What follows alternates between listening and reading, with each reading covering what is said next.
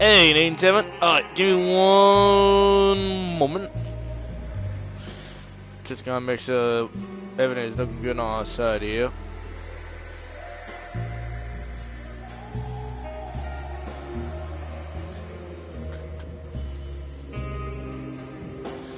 Alright, good.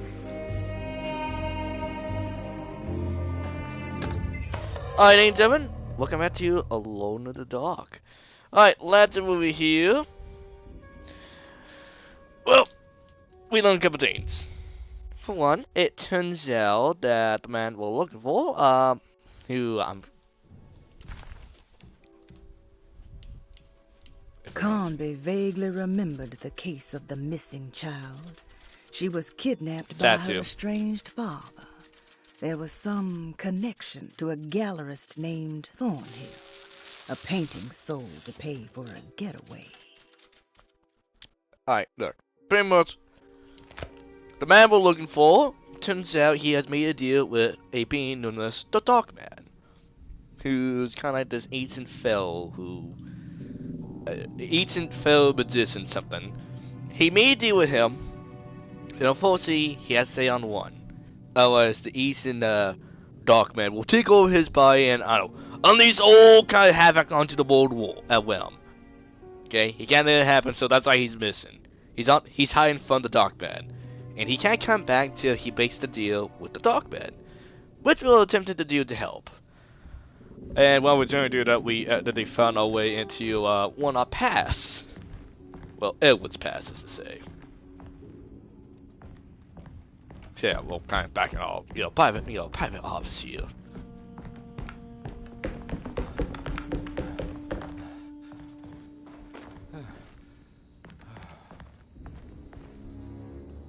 So why not?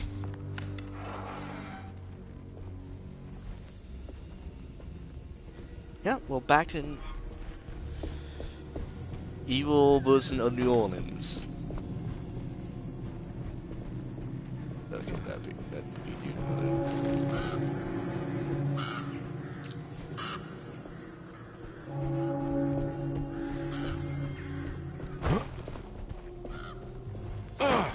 Right, just gotta get used to the control again.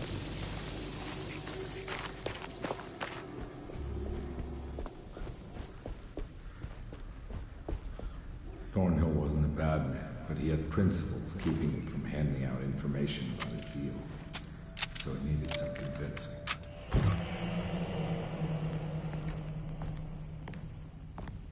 Well, every case can't be squeaky clean.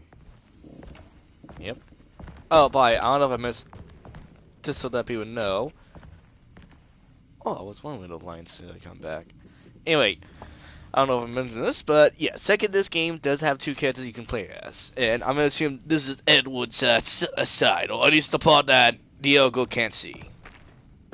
It's been a while since I played the game, I kind of forgot the names for a moment. So I was kind of wondering, you know, when both characters have, you know, different side stories going on with them. So I'm kind of happy we get to see Edwards by now. Mr. Saunders had sold a valuable painting to Thornhill, hoping the money would carry him to wherever he was going. The painting, now leaning on an easel in Thornhill's bedroom, had a certain mesmerizing gloom that seemed to call out to me, telling me I was needed for something important. I felt myself falling into the painting, only being brought back by Thornhill, thrusting an address to a Hotel St. George into my hand, and asking me to get the hell out.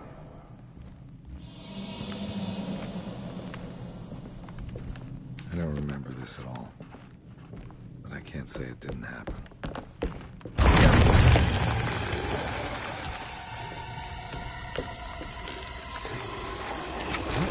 Nope.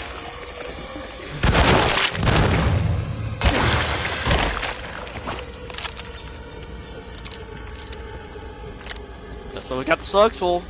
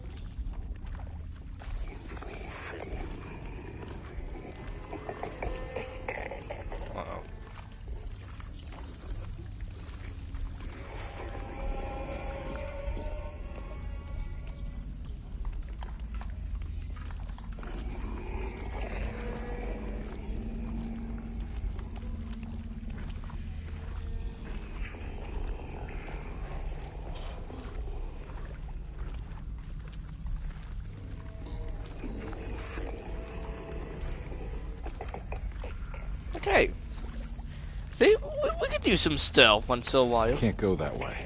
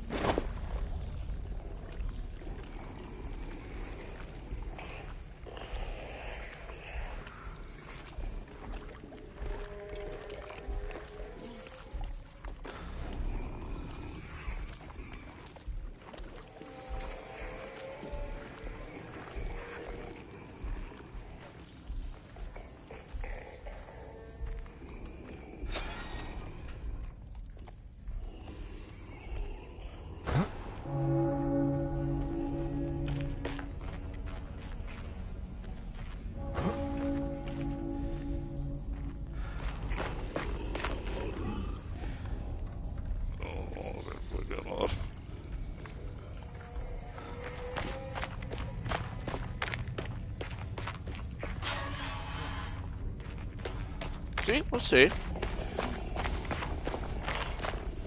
We can make all the noise we want now. And there's nothing they can do to stop me now. Oh, actually, you know what? That actually reminded me of something.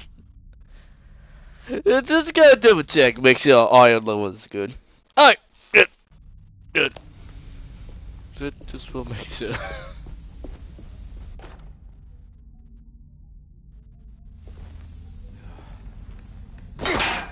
Wait. Alright. I will make sure we use this once.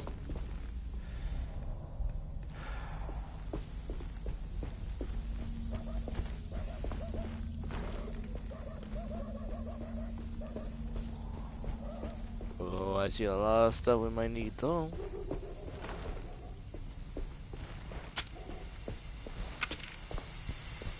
On my way to the hotel, the Morton gang called. I owed them money, a lot of it. I can't remember what for. Probably some dumb gambling debt growing in size for each payment missed. I punched one of them out, and I sent the others packing. Just...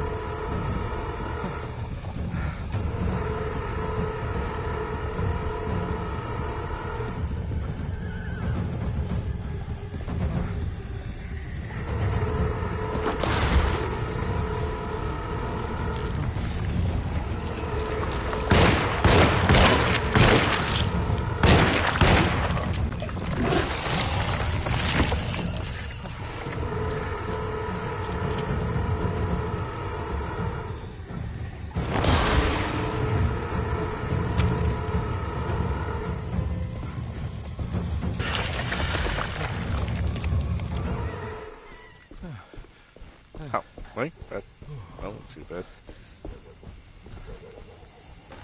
Here we go. Fall about a weapon.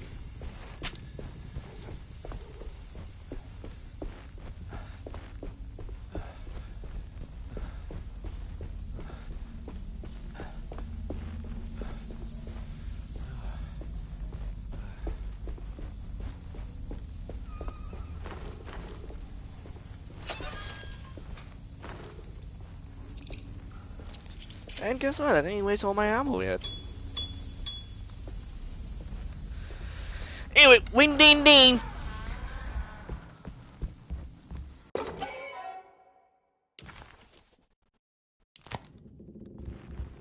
Alright.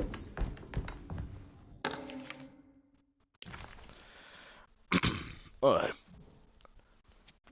Single room, 1025, diner 150, and tugbound 0.25. $12. Ain't that bad. Definitely something you can't get nowadays. I found him. In the hotel ledger, I recognized the handwriting of the signature. Ted Stryker. It was him. I could feel it. It was the kidnapper I was hunting. I put on my knuckles and hurried up to his room. Well, let's go kick his ass. Something about that name, Ted Stryker, rings a bell. Feels vaguely familiar.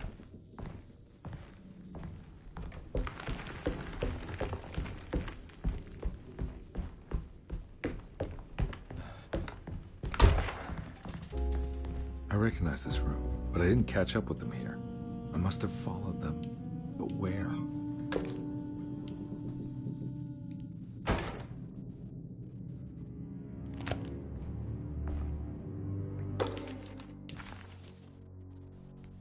You went boarding school.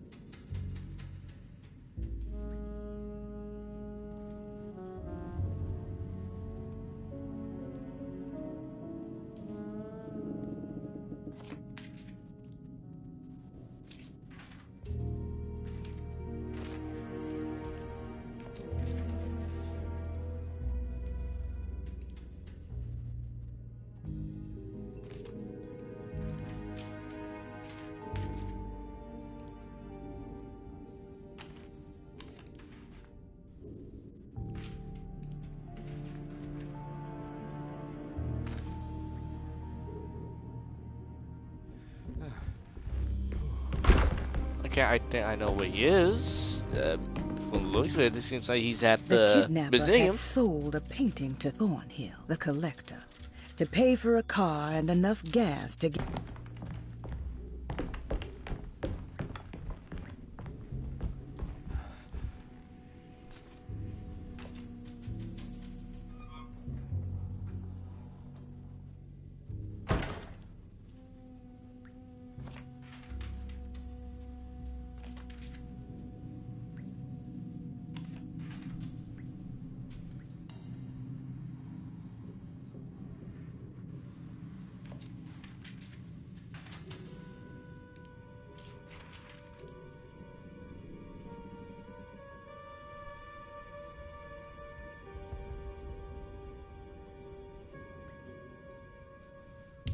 Okay, what order you want me to put that in? Open the safe inside the clerk's office. Ah! So that probably is...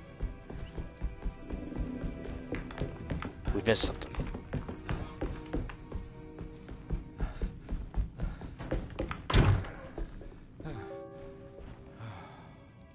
What the fuck? What the hell was that? Alright.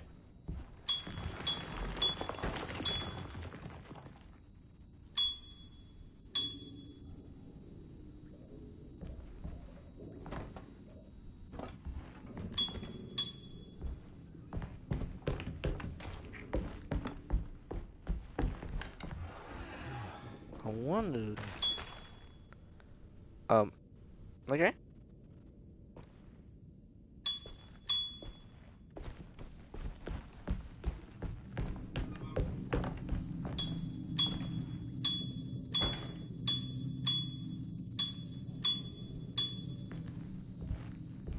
There gotta be a puzzle for that.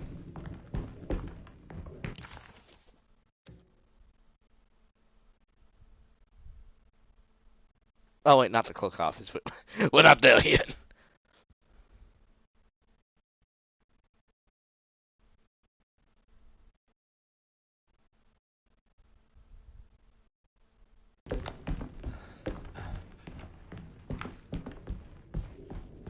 Okay, so he sold it for something. So maybe a call, a bus ticket.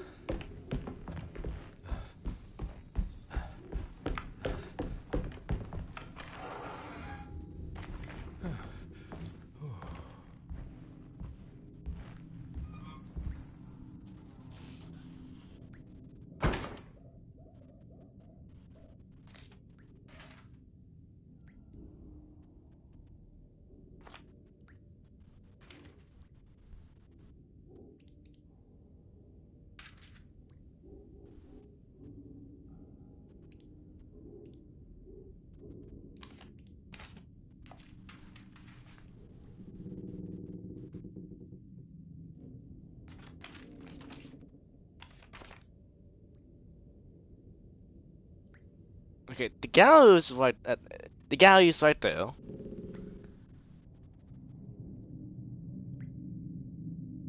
The woman's there.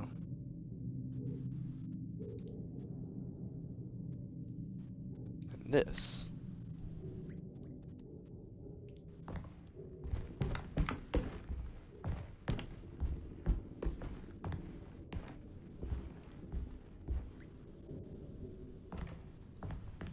Maybe I can check the west level too?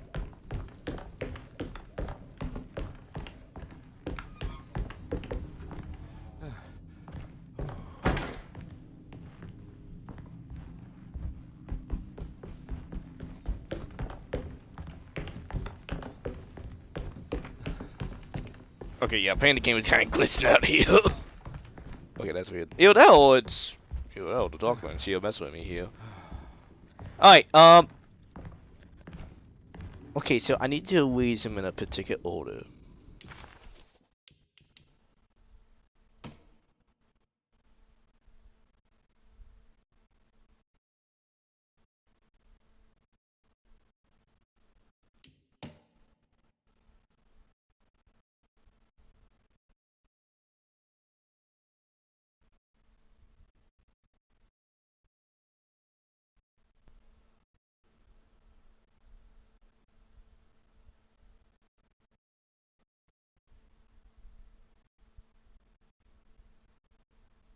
In my room.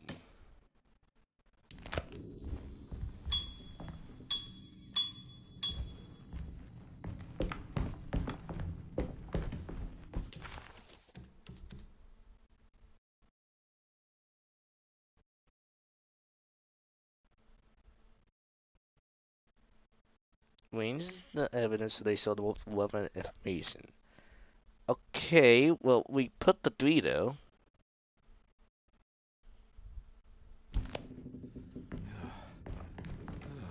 So, what am I doing wrong? That's all I'm trying to figure out. Okay, I assume those are the 3 evidence I need.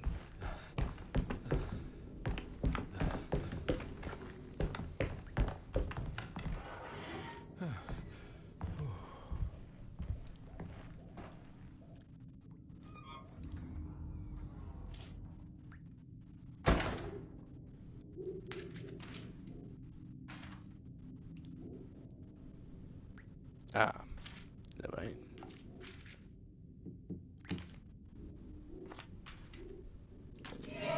That's right, he was running away, ditching his old life and marriage in New Orleans to find something better in Tallahassee. And he took his daughter with him against the will of the mother. That's why she hired me. But I stopped him. I caught up with him at the Pearl River Bridge. See? I could do this. Pearl River. This is where I caught up with them. This is what the Dark Man wanted me to revisit. But I'm still not seeing it. What am I forgetting? Okay. Doesn't know that.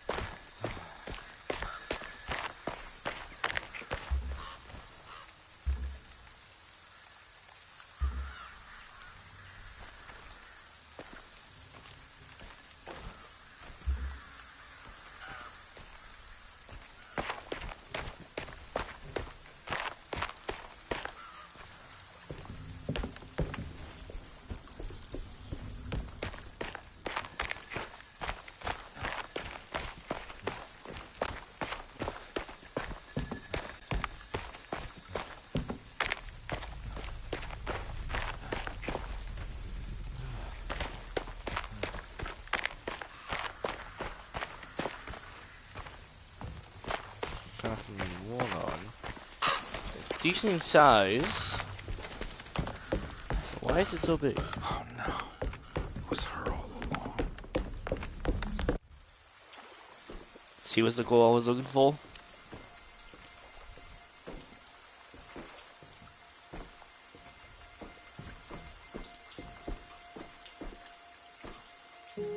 I can't believe I didn't recognize you. I looked a little different back then, I suppose.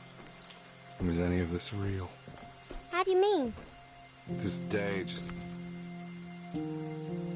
so much is happening. I can't...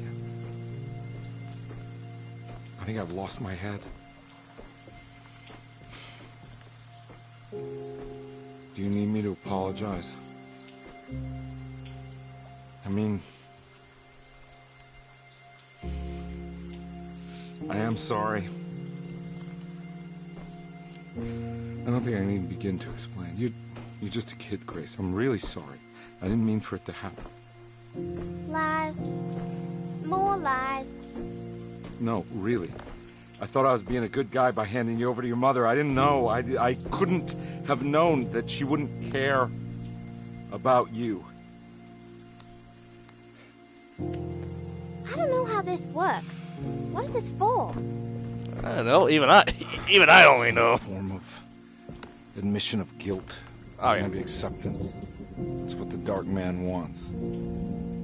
I guess we just watch my father die again then. You think he's alive? I know he is. He's down there, scared that he won't be able to get out. That he will drown with his daughter again. What are you saying? We gotta save him. We? Do it yourself. I'm down there with him, remember?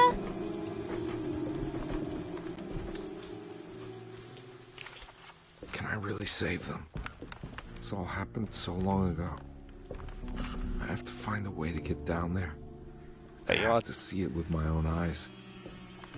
Hey, you want to talk? There's a boat at the house. There must be a way to save you both, right? Why else would I be here?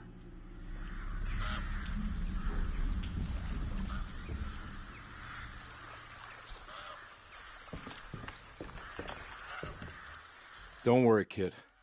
I'll think of something. You know, Edward got a plan here.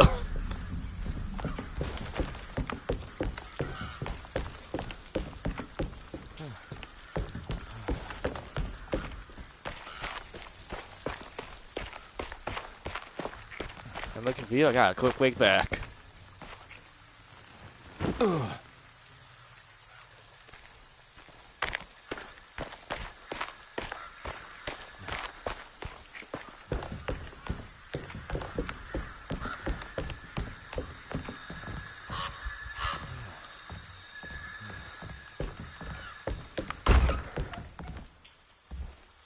I think I did. Oh, we got a boat. We can... Oh yeah, it's on the other side.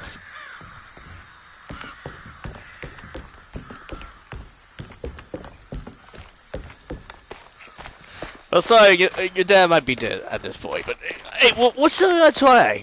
We're not giving up.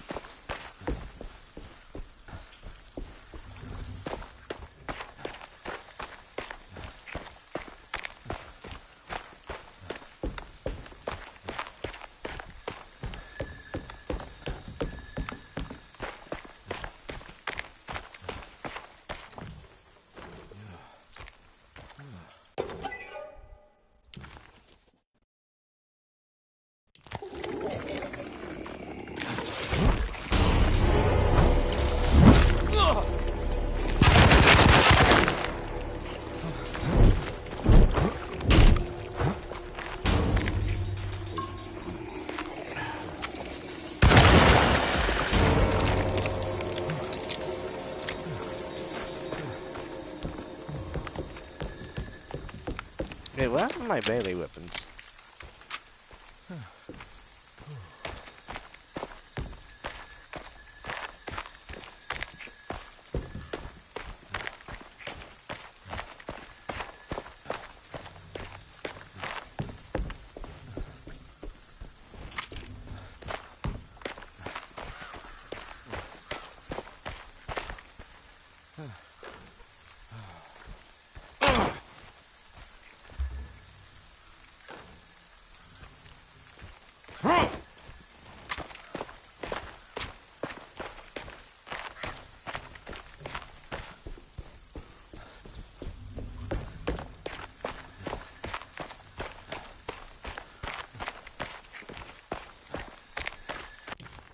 Conby had run their car off the bridge.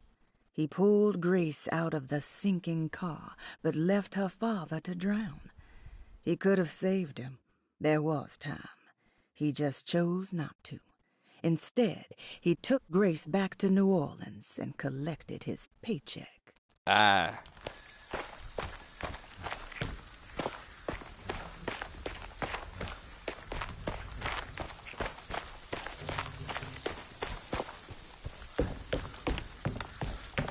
Eon, Grace, I'm gonna try the other side.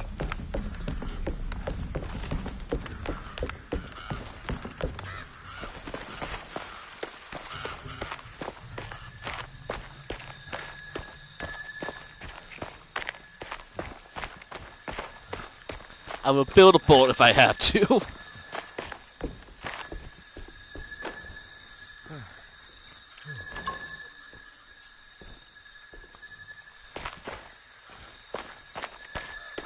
I mean, I got some whiskey for your father. I mean, here's me.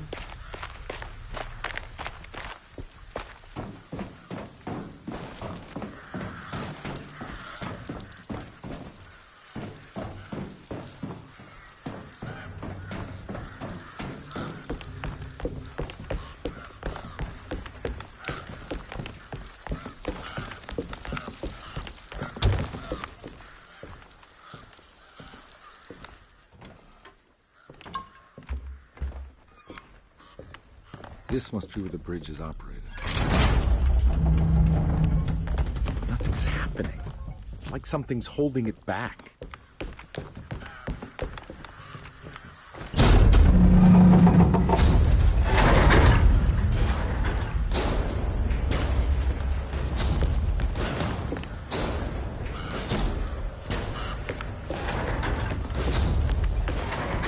What, some vines? Big gator?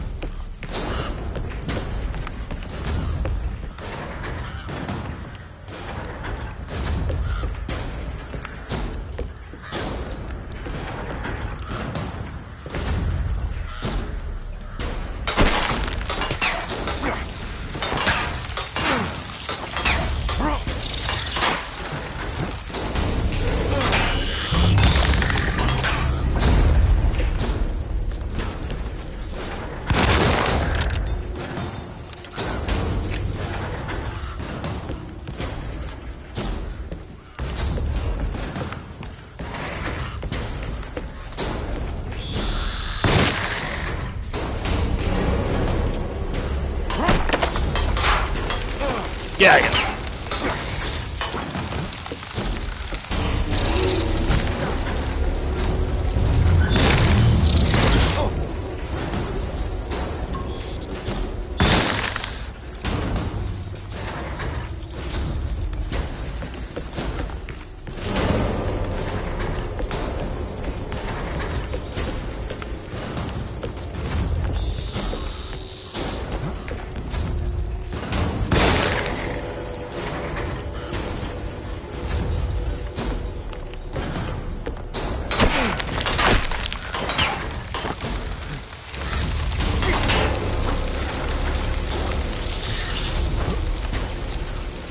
Here we go. You should be able to pilot the boat.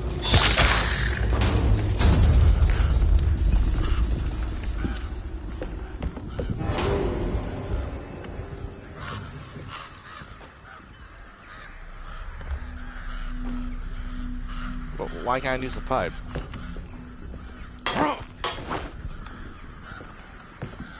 I mean, why can't I use the hatchet?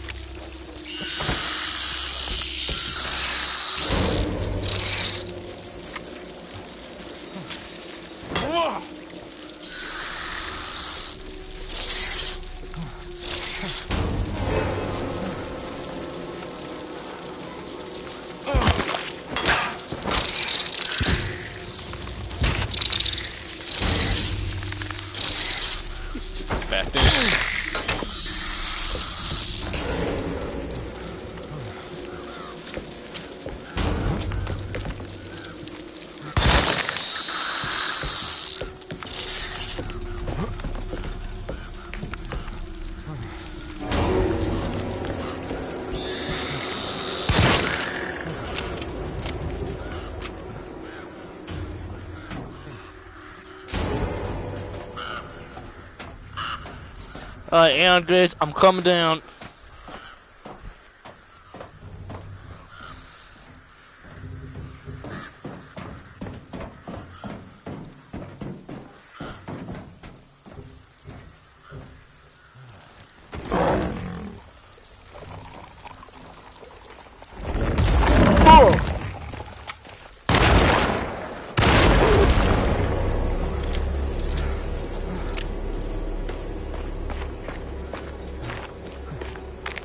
Suitcase. I'm in ground gears.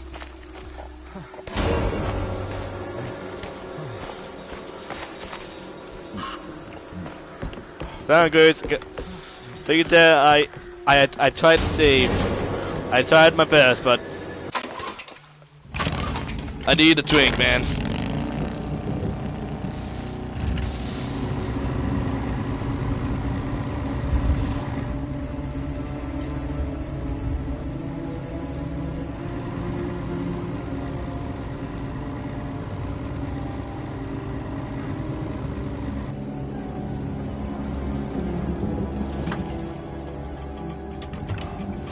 Now, besides the ground gears, I would probably recommend watching out for, you know, normal gears.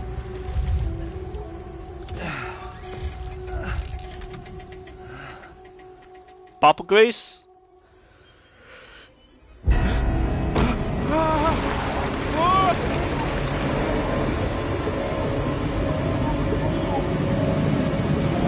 Great, there was someone else in the car.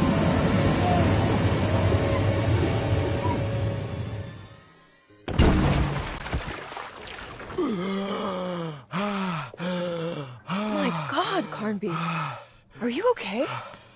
Yeah. Don't leave me alone. Yeah, don't leave me alone. What have you been doing? Don't do me the alone dog. Here? Look at this mess. I'm sorry, Mrs. Thompson. Don't make me kick you out of this house. Now get out. Fuck you too. Oh, definitely would have been kicked out long before this point. Hey, detective, Mr. Carnby. I'm really worried about you. I'm okay. I just need to catch my breath for a moment. This place? There are some very disturbed figures around here. And I don't think it's just the patients. I've been reading some things about how Derceto has a deranging effect on people. I think it might explain things. What? Just take it easy, okay? I'm gonna go find a way into Dr. Gray's apartment. I want to know what he's hiding. Emily, don't worry. I think I'm close. I'm gonna set everything right. Yeah, I won't say anything right. Just be careful. It's because of a fell. There's an evil fell on the loose. He's evil. I am not crazy. I saw the child let him drown. Or enough to you off a pass. Oh, okay. When you say it like that, it sounds worse.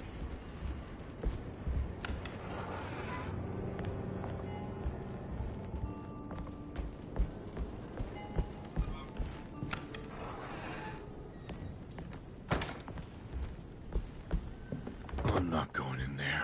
She's clearly had enough of me. Well, I have not had enough either. There's something missing.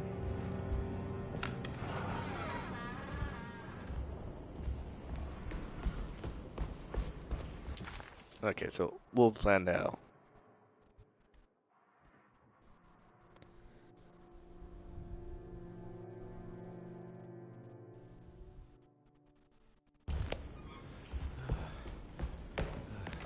Right, well, I have no clue what the plan is.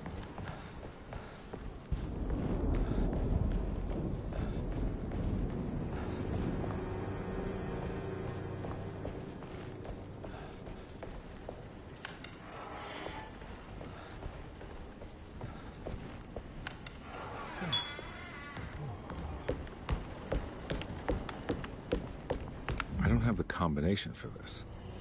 Or maybe Jeremy did.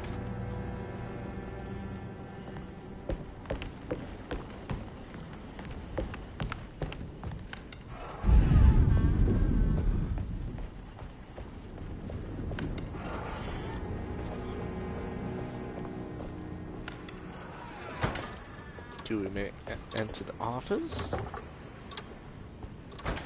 Nope.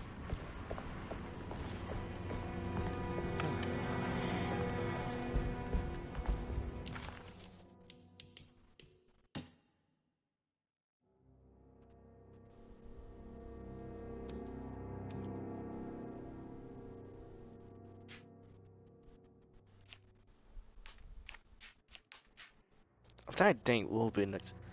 The kitchen. The old lady is in the bathroom, but she's not at the kitchen.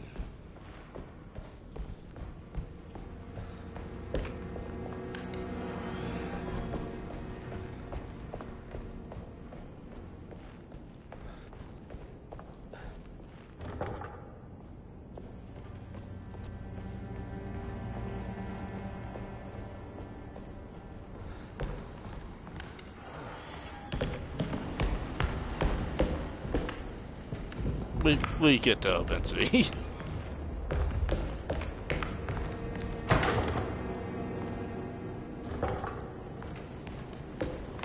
If the doors in the goddamn house work.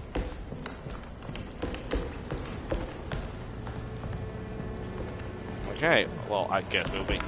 Well, I guess we're gonna go the other way then.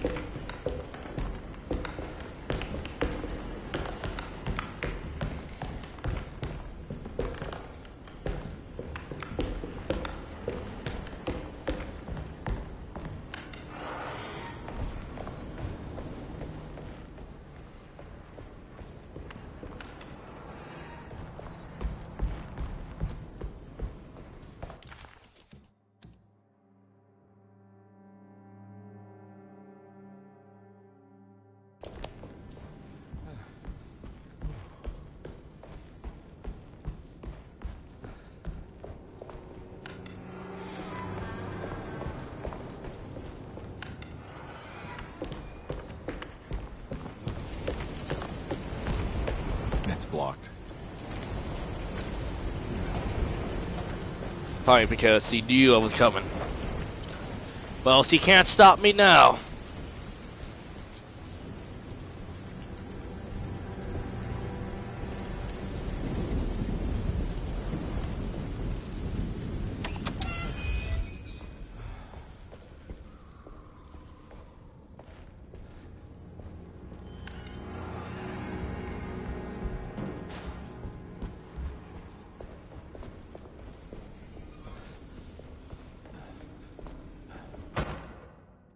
Mrs. Thompson, I understand the last week has been busy.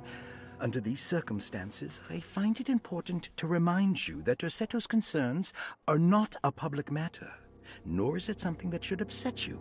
Please continue your excellent work, and don't spend a thought on the death of Perosi, or, more importantly, the suicide of Cassandra Beauregard.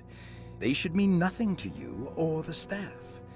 I rely on your loyalty, and trust that your close kinship with the Tabois siblings will keep Dorsetto's secrets hidden. Dr. Gray. Wait.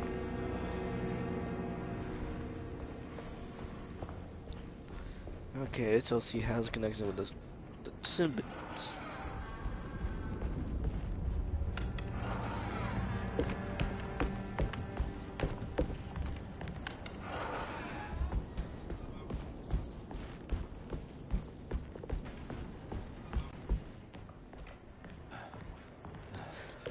Unknown to her, she also delayed herself. Fuck! God damn it. It's blocked.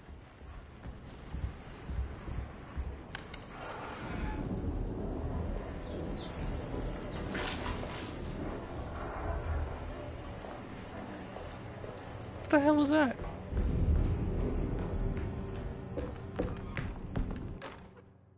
We must have faith that Jeremy's pact with the Dark Man is a bluff. If we are lucky, our visitors will find him and prove it's all nonsense before night falls.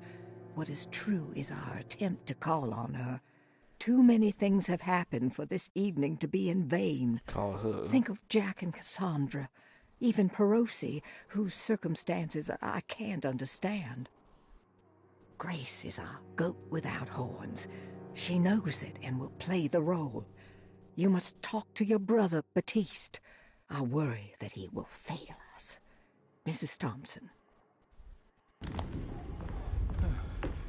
Okay, so this will definitely prove the evidence that the housekeepers and everyone who works here knows what's going on.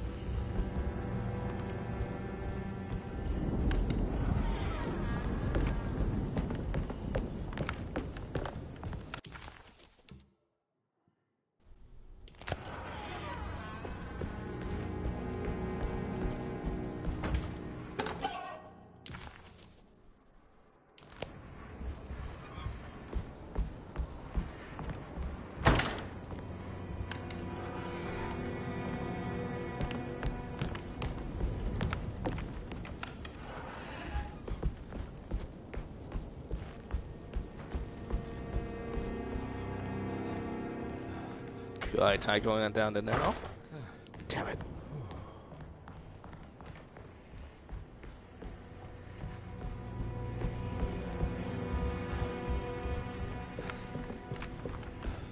I don't want to run into the orderlies right now. Not sure I can trust them.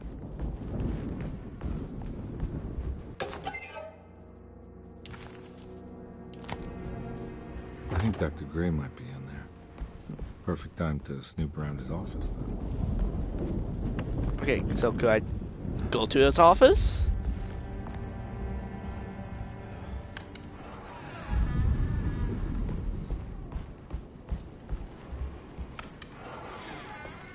Any guy in this game, I'm having an idea. I have no idea what else to do here. I mean, give it one more chance. One more chance. God damn it. Alright. Alright, so I guess we need to go to the other side of the house here. Because apparently anyone had to lock the goddamn doors.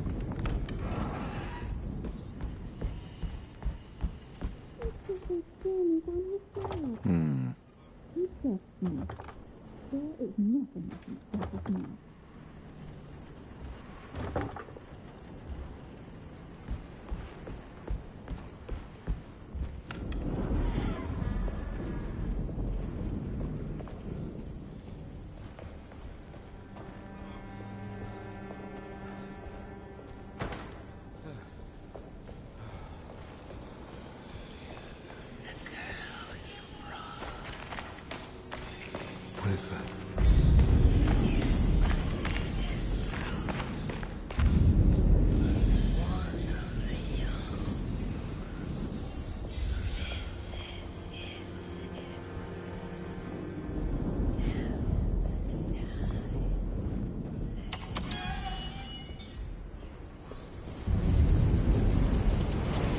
Okay, so he's talking to me now.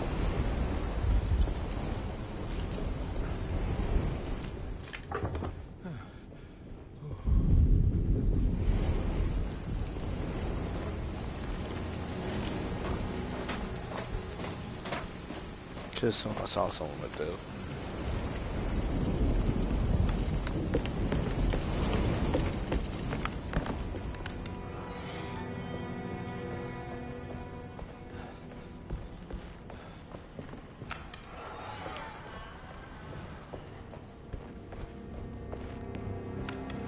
But I hear the game say, the door is locked, you can't go in there. Motherfucker.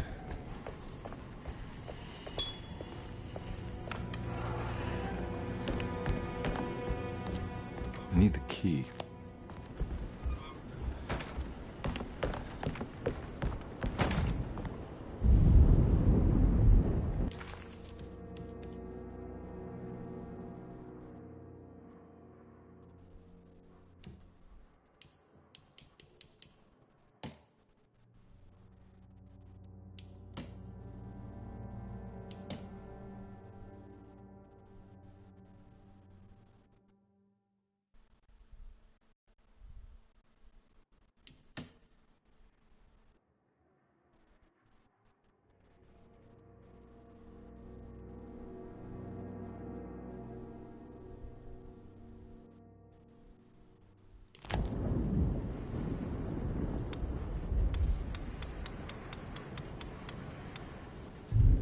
Oh, yeah.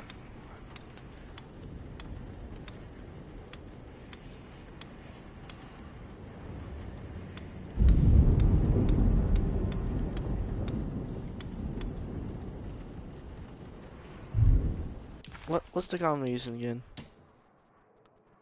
913.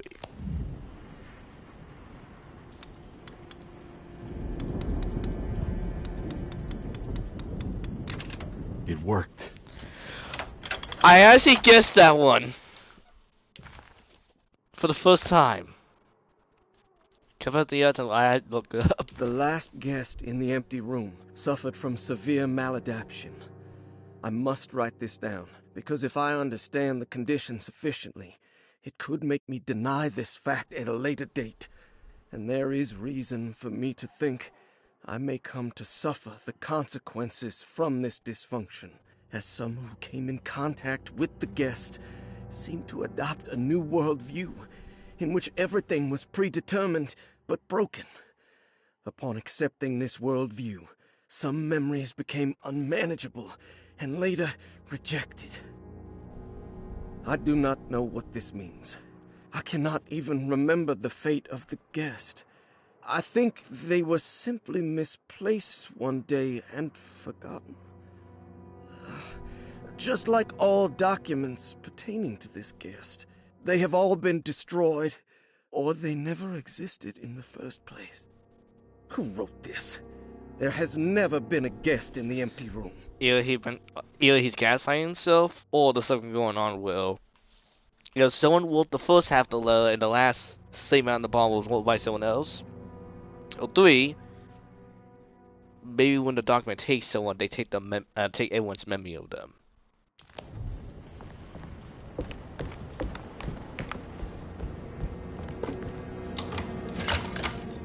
After so long, we can actually go in, Dr. Gray's office, all to myself. Let's see if we can figure this guy out.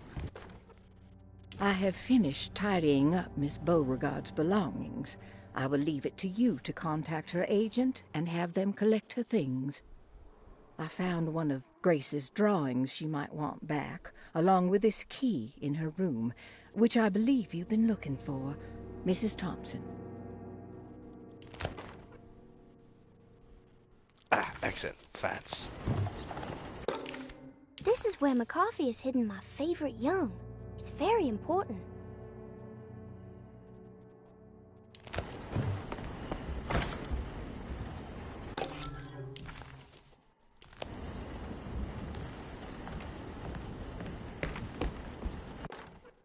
Dearest Dr. Manzetti, I find myself in a losing battle with my patient.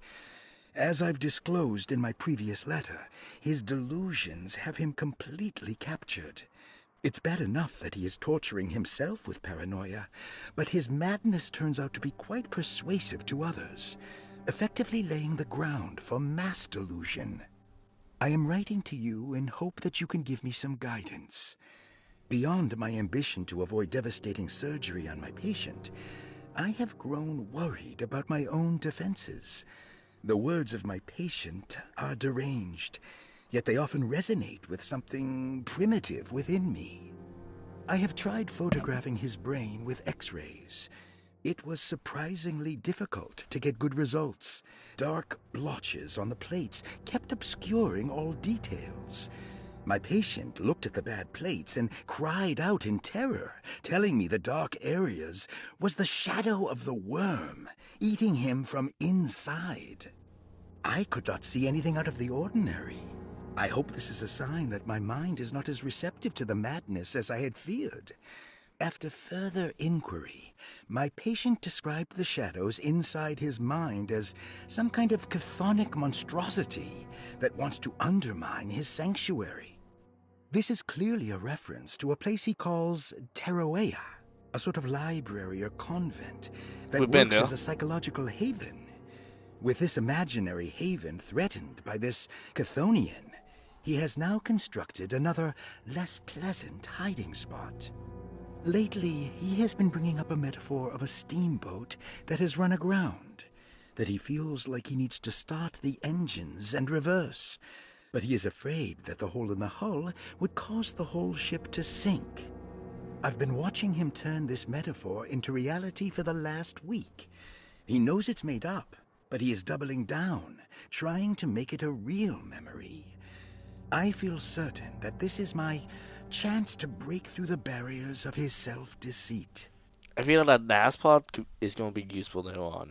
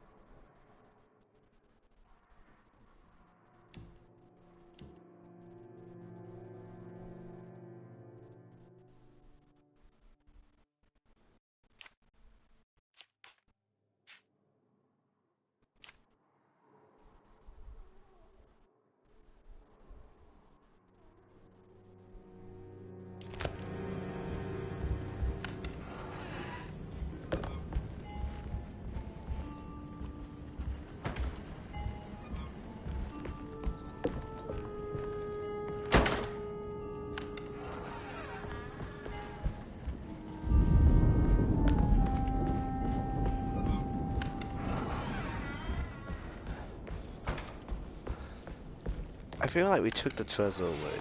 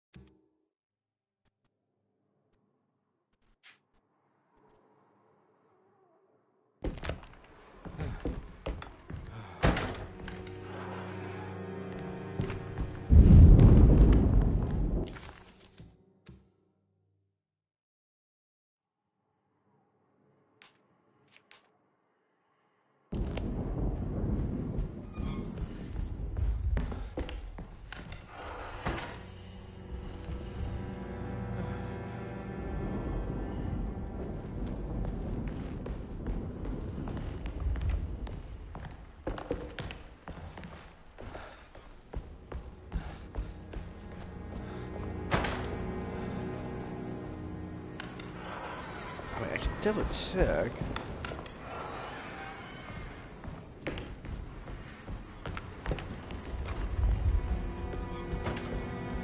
Yeah, we took it away.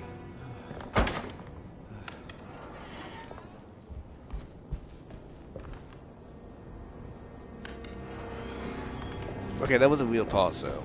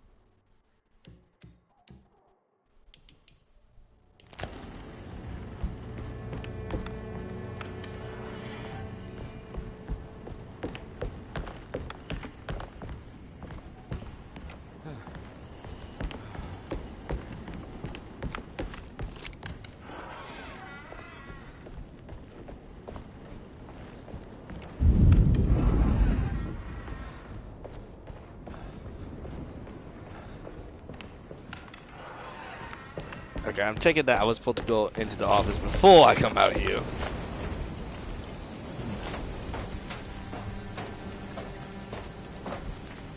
Consider it has a no goof.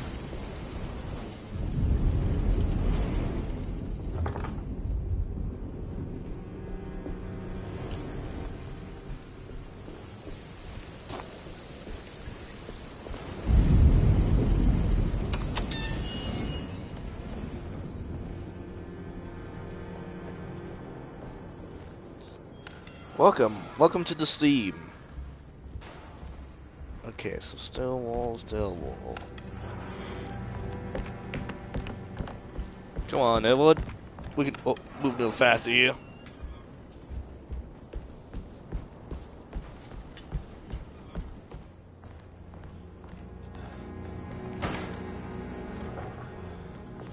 You know what? Never mind. That's not the answer. Okay, all right. I was wrong. Still can't go in the basement. I mean, still can't go back in the kitchen.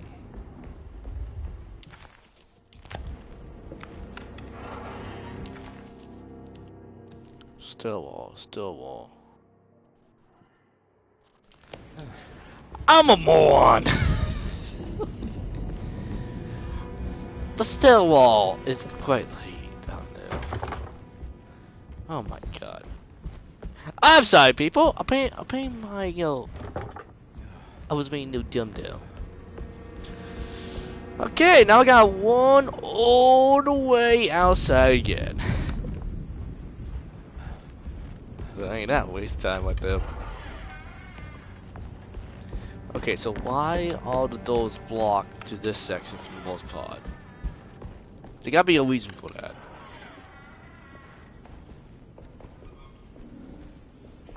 Alright, stay away from tree that's trying to talk to here.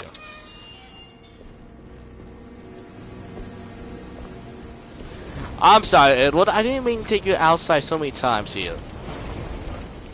Also, you can blame the housekeeper. She's blocking the doors for us here.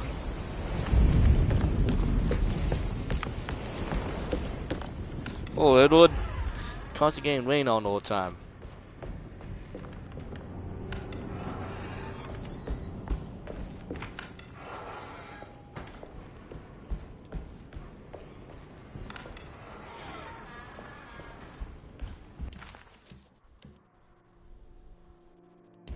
Sometimes you just gotta double check sometimes, make sure you're... I can't take this much more. This has to end.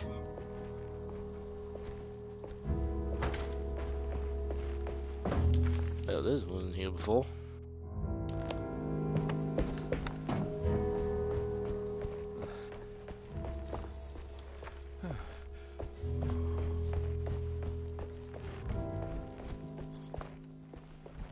Oh, I thought we could pass some balls here.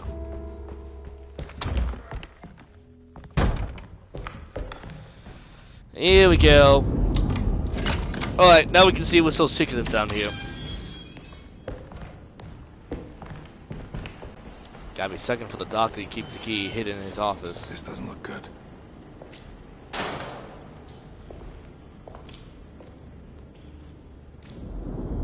That looks like blood.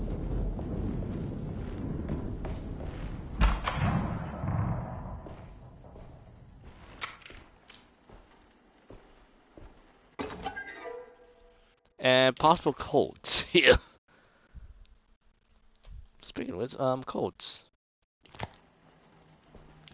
Wait, actually, what did I unlock with that? Forbidden odds. Jocko stood on the breeding grounds for the grotesque. A temple in the board tourist for Paris growth, the most ugly cancer side of nature. You will not be able to see your psyche for a while, but when soon, your soul will come to pray to the serious god in time. This is a story every man and woman gather around the eating a board. They all cook, bark, and blat. Because their own bodies are afraid, and they wish to repel the evil things that work on. Aye aye! It's the best name. The gossip heard the whistle the name of Tefus, the ancient black god of the woods. Derceto stands on a breeding ground for the grotesque. I could a temple devoted to rebellious growth. Well, I get to compare it to my way to his. Cancerous side of nature. You may be able to shield your psyche for a while, but rest assured your soul will come to pray to that hideous god in time. That is the story of every man and woman who gather around that ancient arbor. They all croak, bark, and bleat, because their own bodies are afraid and they wish to repel the evil those words conjure. Iya! Iya! Iya, iya! Instead of that blasphemous name, they gossip in hushed whispers the name of Derceto, Astarte, and the Black Goat of the Woods. Do you know them?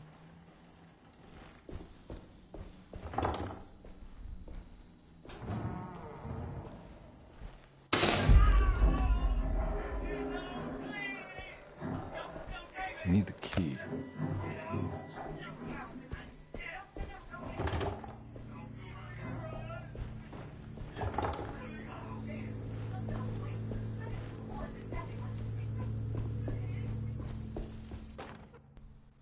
Radiography.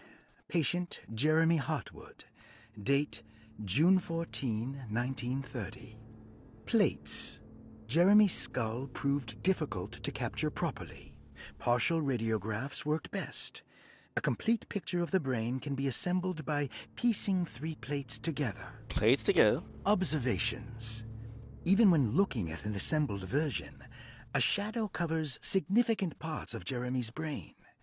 Possible tumor, but more likely that the equipment is failing.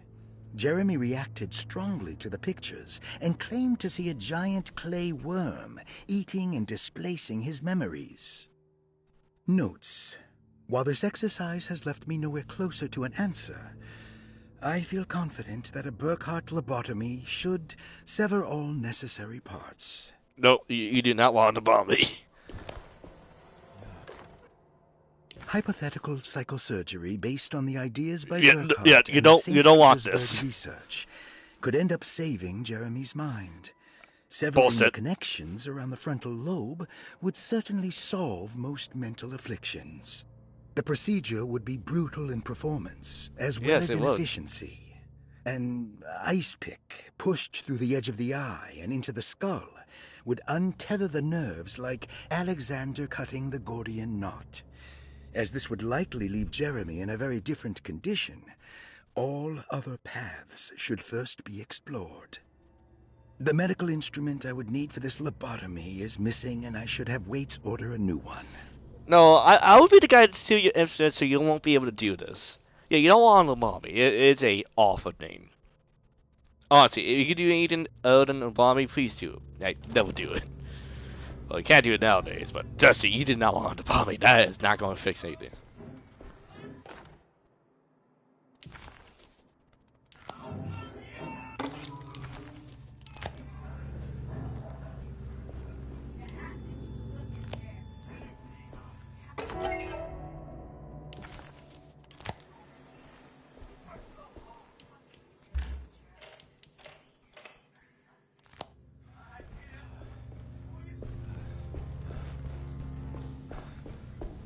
I don't know why, that's it. Creepy saying you.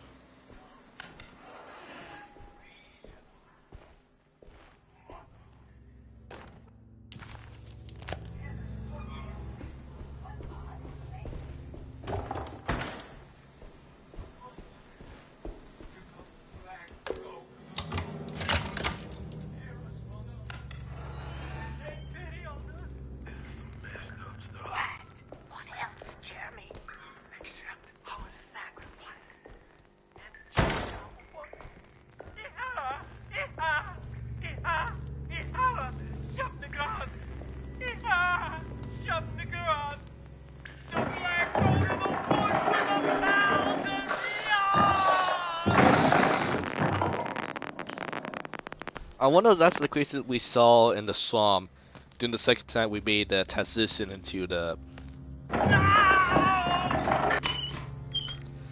What I'm gonna say, I wonder if that's the creature they're talking about that we met early on in the game. By the oil field. Don't mind if I do.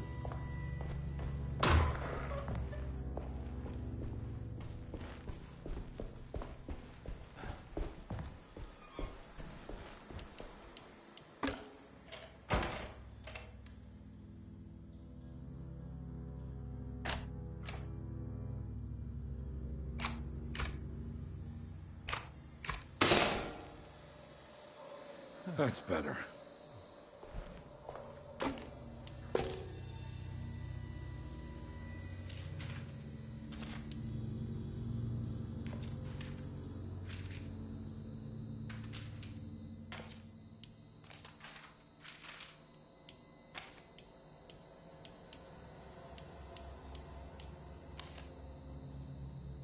Oh.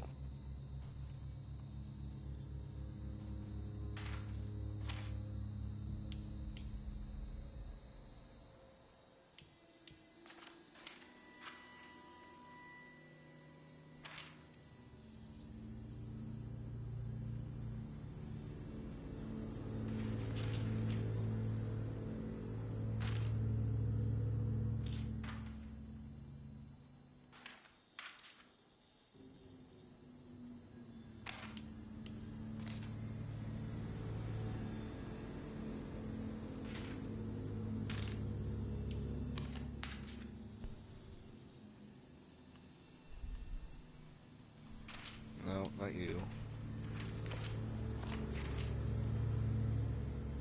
You?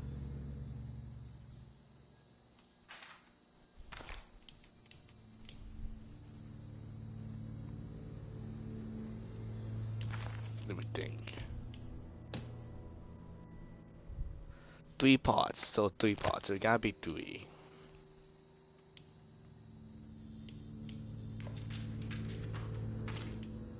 What if...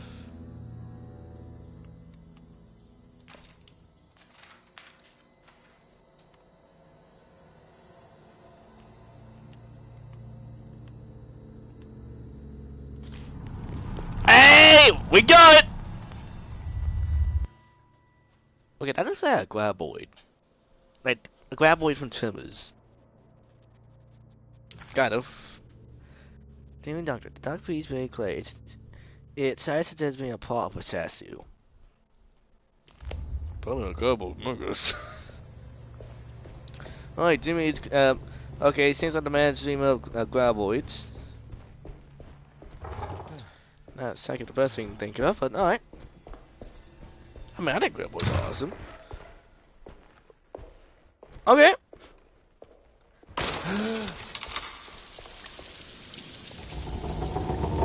Nice try. This. Why does this keep happening? What am I supposed to do? Go up.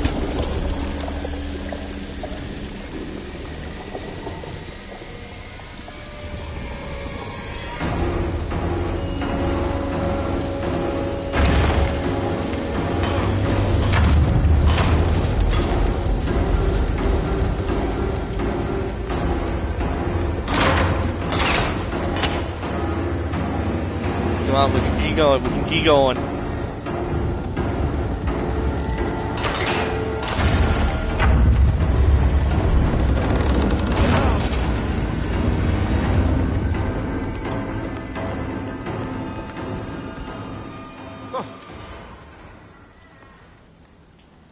Well, I mean, hey, now we can go to the attic. And we're back here.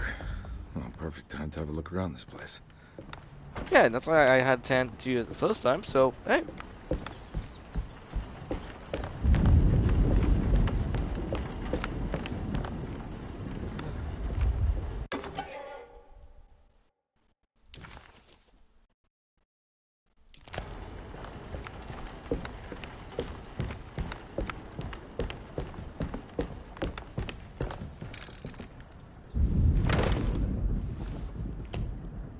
Oh! Well, there we go.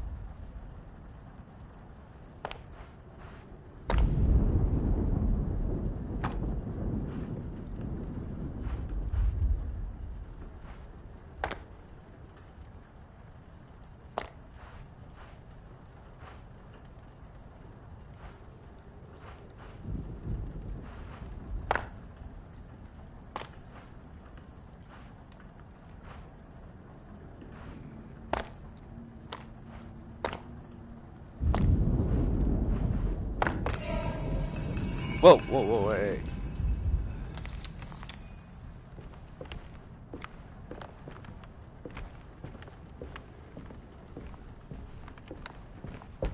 Hey, I just saw something. Give me a second to look around.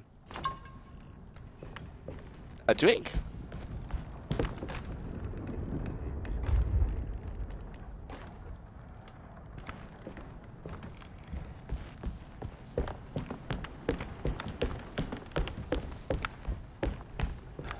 Alright, we got 6 for 1. 6 for 1.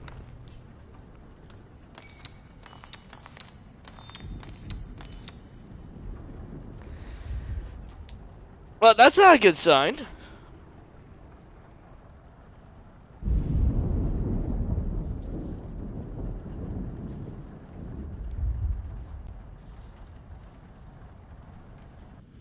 You asked me to, self-in myself, though?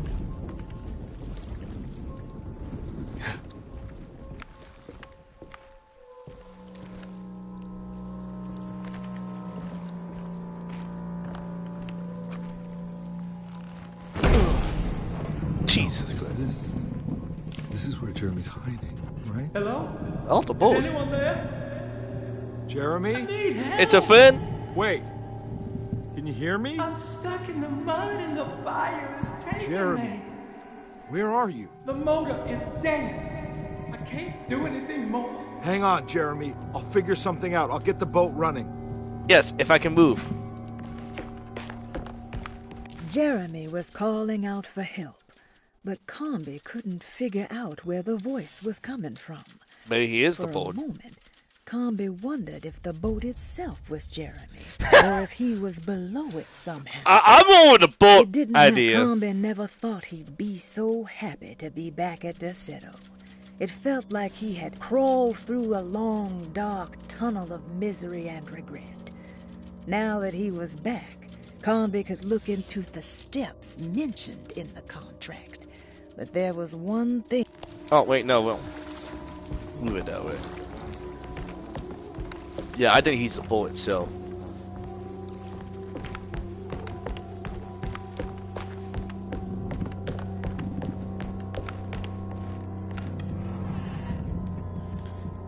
Hey, Jamie, do me a favor. If you see any monsters anything in you, please let me know.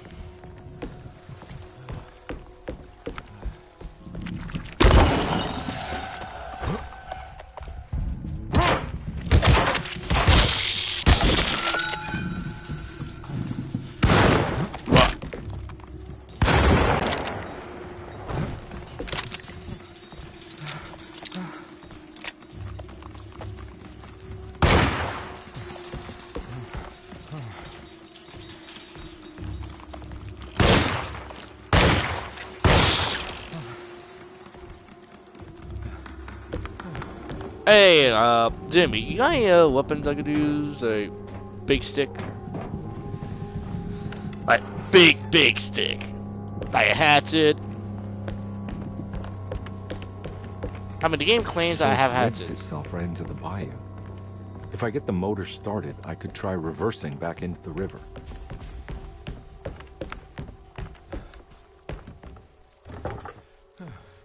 Anyway, now Jamie, got any like melee weapons, perhaps?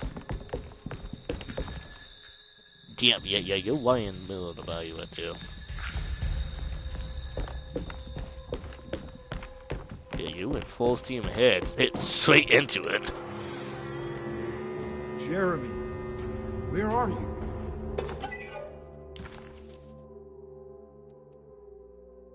There are many ways to cross a threshold. The easiest one is being invited. A door swung open, leading you inside. Another is sleep, hypnosis, or even sudden fright. There are those who fold spaces that challenge Mobius, or jump through angles that defy Euclid. If you learn to properly use your talisman, you could go anywhere. You wouldn't even need to rely on the fluttering wings of the shrieking Biakis.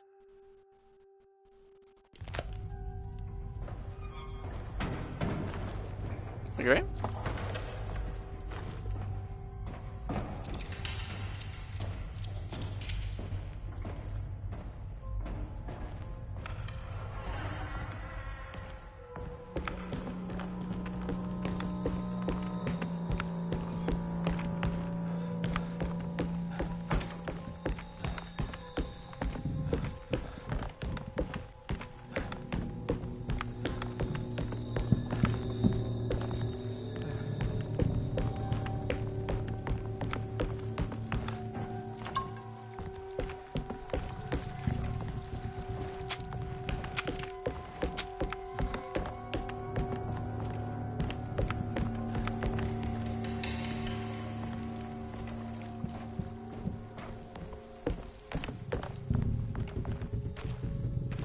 The winch is powered by electricity. I need to find a way to turn it on before I can use it.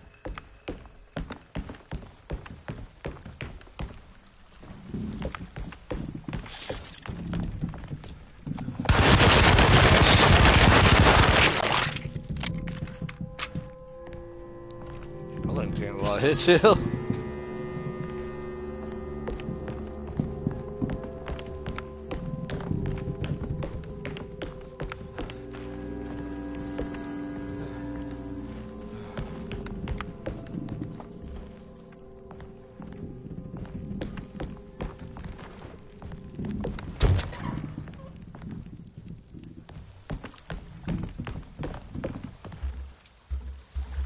Okay. Game. Could I take the hatchet? Why are you saying I have a bunch of hatchets? I don't. I did not have a. I have no hatchets at all.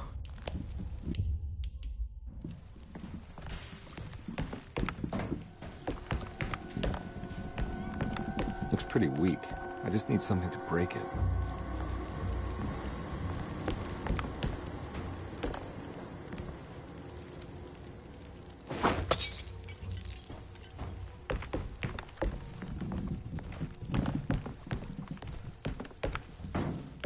Yeah, like a hatchet. But I guess we can't use those.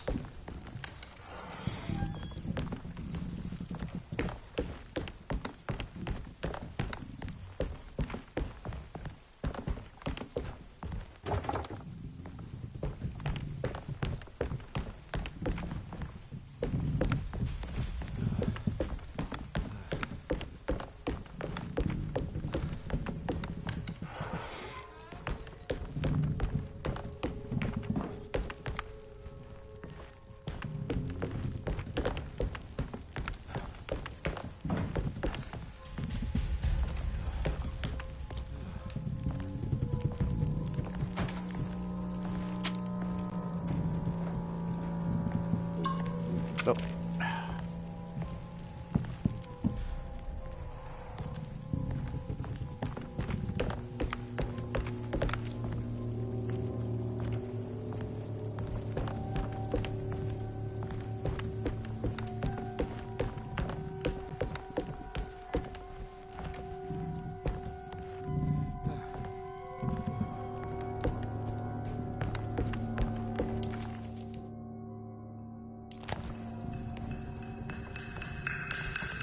Okay, why can't I pick up a hatchet?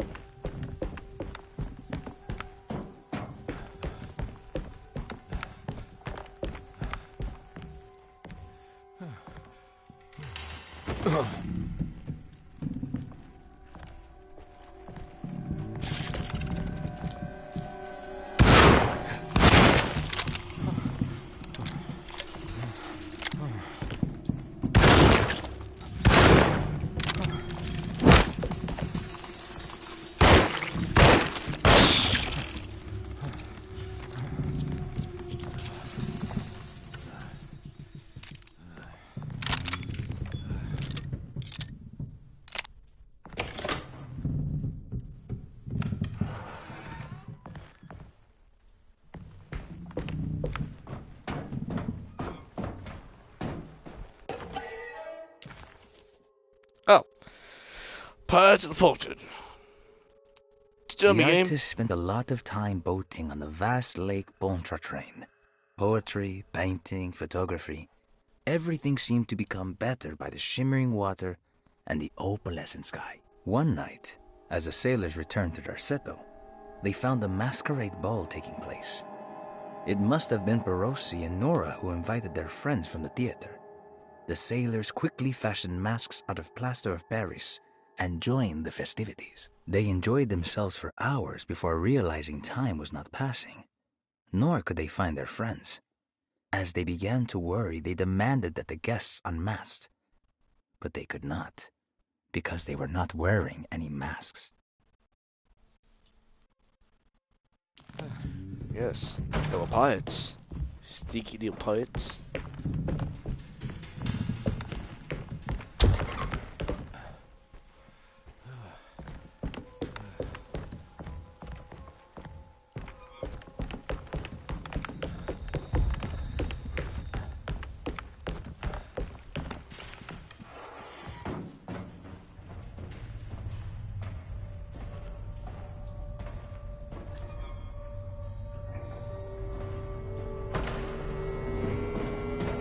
Oh. Any way for us to get in here besides, Wound? No? Alright.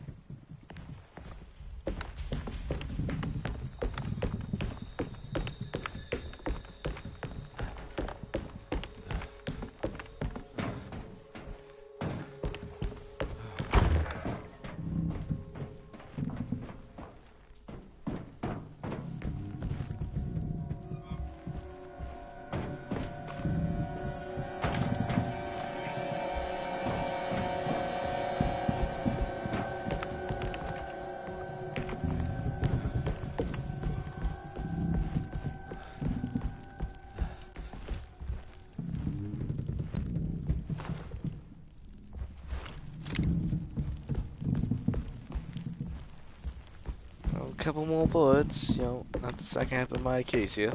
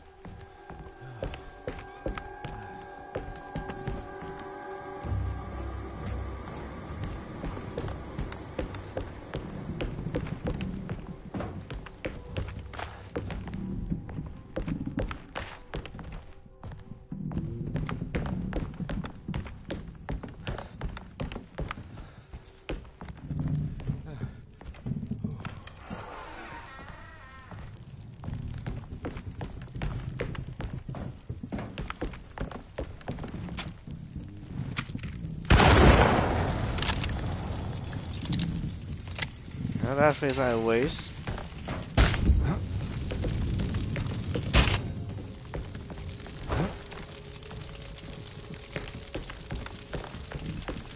But seriously, like, why can't I pick up the hatchets? I am not for hatchets, game! He's about to tell me it's a secret weapon that I can use only when I am in gravity.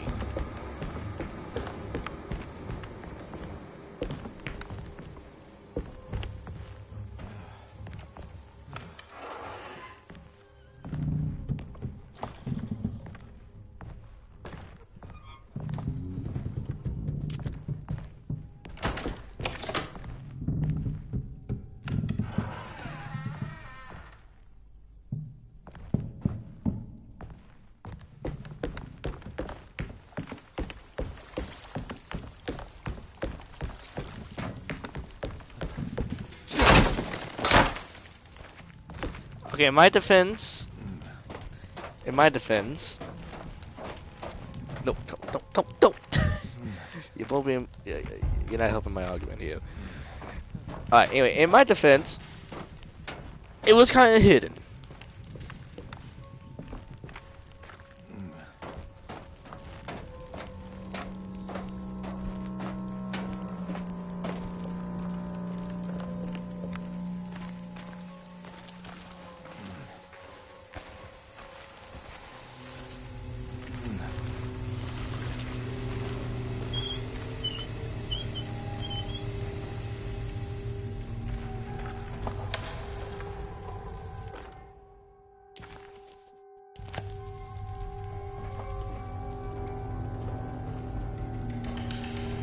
This definitely needs fuel.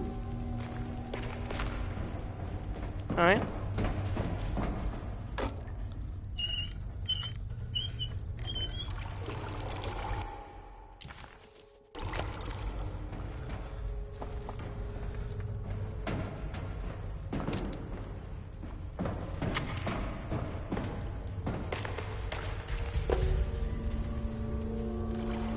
Get some gas.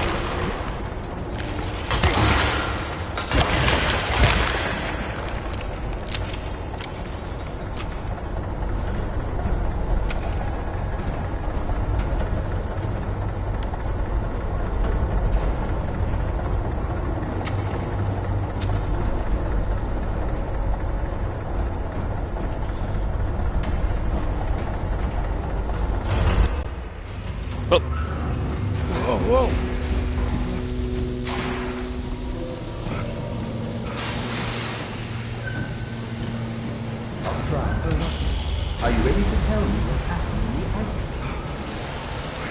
I put a rope around my neck, and then I... Hey, get out of here, crafting. From my body. Are you under the impression that you died? Yes. No. I was supposed to die. What does that mean? That you were supposed to die. I'm the catalyst. I had to die to make the story happen. What are you referring to, Jeremy? 30 years ago, Frederic needed me to die. You're not making any sense, Jeremy. Thank you for that, man. Find your focus. Thank you for that. I cheated everyone. I didn't play my part. Hey! I escaped my doom. My destiny. Again, find your focus. Hey, I'm right here. What the hell is going on? Well, everything is wrong. Nothing is in Hey! place. I'm right here! Calm down, Mr. Conby. What do you want? Were you not talking to Jeremy right now? I haven't seen Jeremy all day. Are you all right, Detective? What the fuck am I? Actually, I don't think so. Well, maybe. I'm gonna go look for Jeremy. Good. Let me know if you find him. Yeah, the doctor's not worried that I just saw a bunch of things. But That definitely was makes Jeremy's self-deceit? A steamboat stuck in the mud? I'm not going to pretend I understand any of that. What a bunch of psychoanalytic nonsense. Oh, I agree. That's... I don't even understand what the hell that was that about. Jeremy was calling out for help, but Conby couldn't figure out where the voice was coming from. For a moment, Conby wondered if the boat itself was Jeremy. It was. Or if he was below it somehow. It didn't matter right now. Jeremy was clear on one thing. He wanted Conby to get the steamboat running and out of the mud. Well, it's out of the mud now.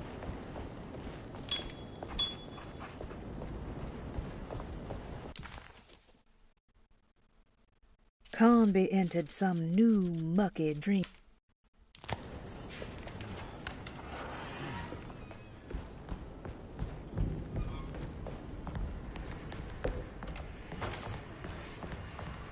Everything's a little darker now.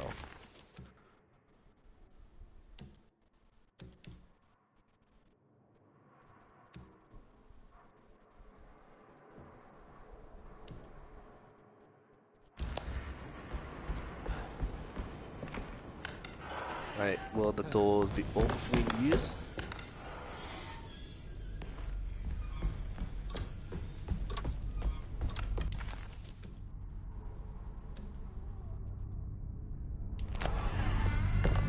Oh, thank you.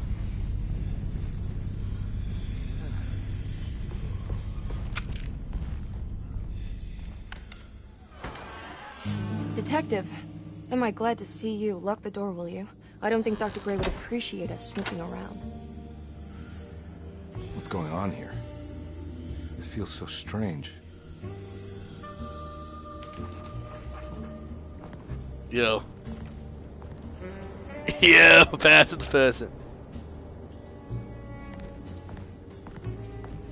Oh, that's cool.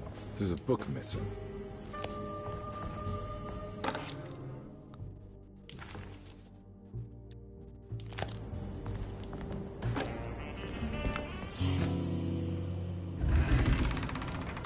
What did you do?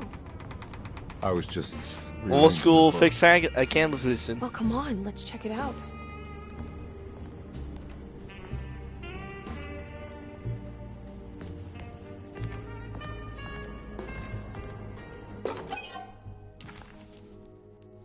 Hey.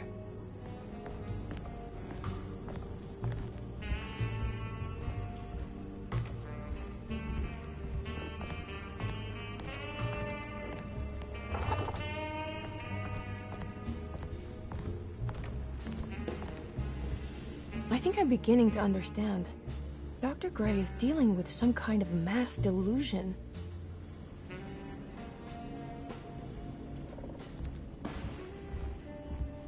That mark on the floor looks like talisman positions, but from which direction should I look at it?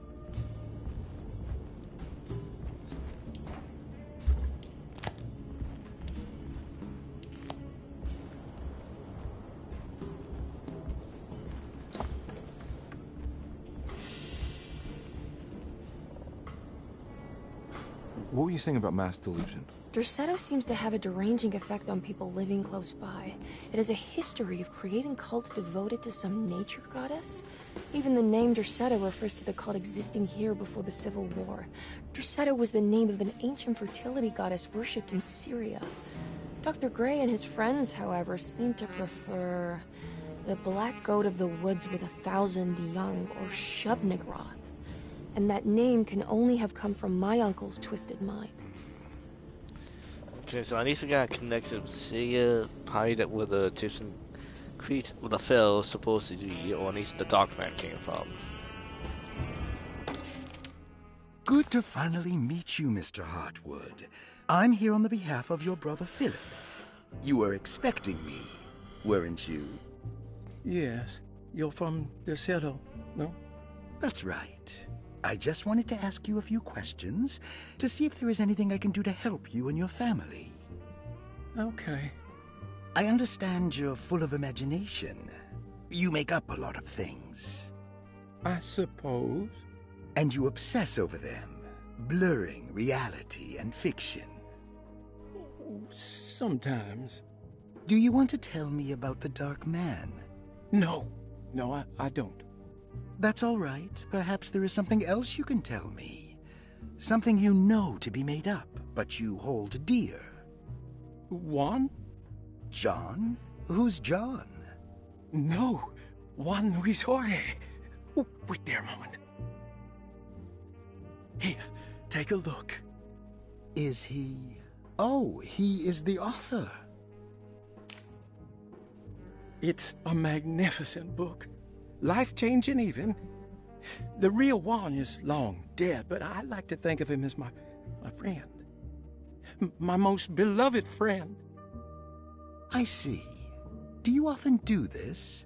Fantasize about people you read about? No. Well, there is Jacob. Who is Jacob? Yeah, how many new characters are there? Oh, it's a newspaper article. The Prisoner of Ice, Jacob van Ostad. Is he also your beloved friend? Oh, no, Doctor. Not at all. He is the fire that fights fire. Yes, I think it's clear your overstimulated imagination, this mania, needs to be tempered for you to live a normal life. I know your family calls it the Heartwood Curse, but I want you to know that there is nothing supernatural about your condition. It's all inside your head. And with that, I'm very qualified to deal with. In time, you will be cured. In time.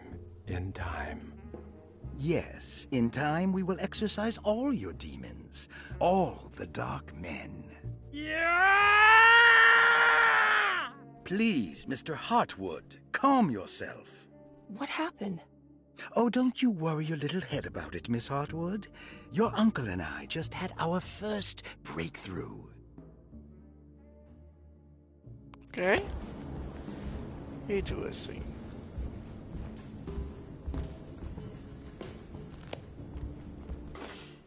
The Snake Dagger, a monograph by Yael Klein. In Ludwig Prin's book on pagan rituals called The Mystery of the Grave, as translated by Nicholas Vachy, there are several references to a sacrificial dagger called the Snake Dagger. It has long been thought of as a poor translation of the original text, that it would be more appropriate with worm dagger from the Latin vermis cultrum. This seems natural, following the recent consensus that the original title of Prin's book, De Vermis Mysteris, should literally translate to the mystery of the worm. However, this would take away from Vachy's great effort at translating the underlying meaning of the words and revealing several cultural beliefs. While Prin certainly was using the term worm as a symbol or synecdoche for death and the dead, which is made clear by the contents of the book, in the case of the dagger, we shouldn't be too hasty to dismiss his translation. Reading through Vachy's correspondence with his patron, it appears that he had more than just the Latin text at his disposal. Vachy had dug up Prin's living relatives and uncovered several cross-referenced historical texts and an actual snake dagger. The dagger was dated to the early Middle Kingdom of Egypt and had such a clear shape of a wave that Vachy considered calling it the sinusoidal blade. Knowing the full story, it seems prudent that he chose to translate it as snake and not worm.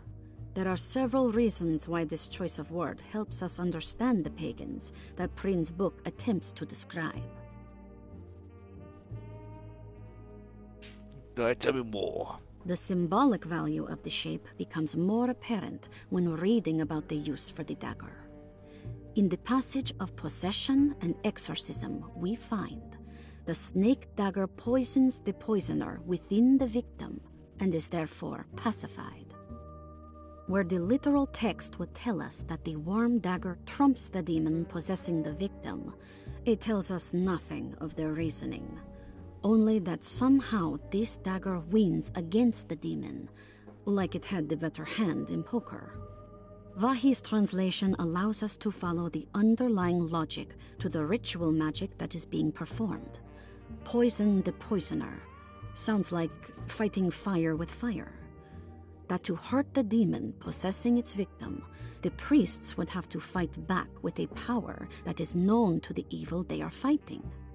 The snake dagger is therefore not only a good way to describe its form, but it also helps us understand how it could be thought of as a useful tool for exorcism. Finally, it also helps us understand their relationship to lunacy, that it was thought of as something poisoning the mind rather than controlling it. What is also interesting to note is that the possessed are always considered poisoned in their head and not their heart. The snake dagger always went to the eye of the possessed, leaving them partially blind, if they had the good luck to survive. I feel like that sounds like an underbombing right there. Alright, so we gotta go through the eye.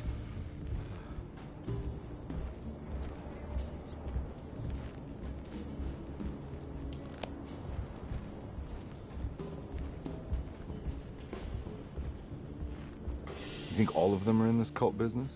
Even Jeremy? I'm not sure any of them have a choice at this point. We just need to find a way to stop all of this.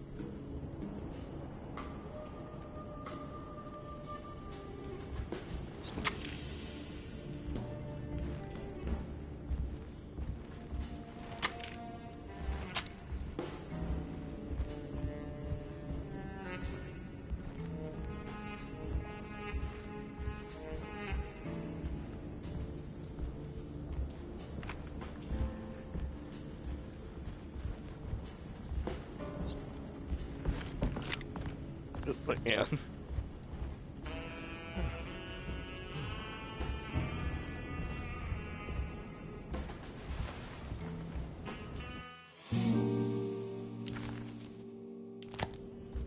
Huh. Has that been there this whole time? Yes, it has.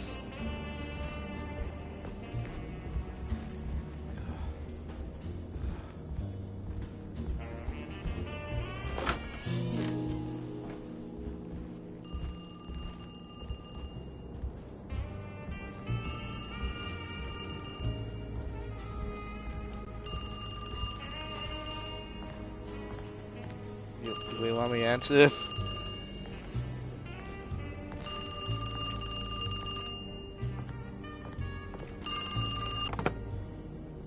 Hello? Detective Conby? Who is this? Jeremy?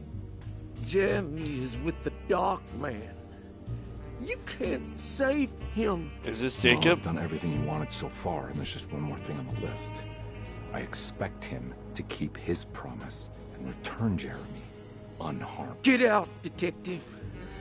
While you still can.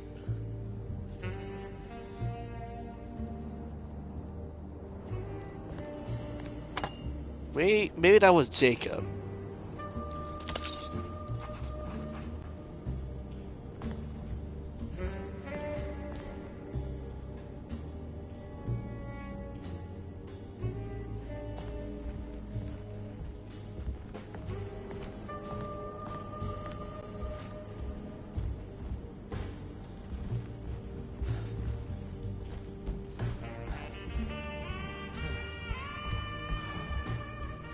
I've been so busy trying to free your uncle from the promise he made to the Dark Man. I guess I kind of just let everything else go.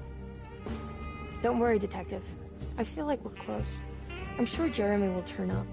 If he is part of the cult, he wouldn't want to miss the Feast of St. John. I just need enough information to make him see the truth. I hope you're right, but I doubt he'll show up. Not as long as the Dark Man's got him hiding. Yeah, speaking of which, I'm gonna dispute just a second.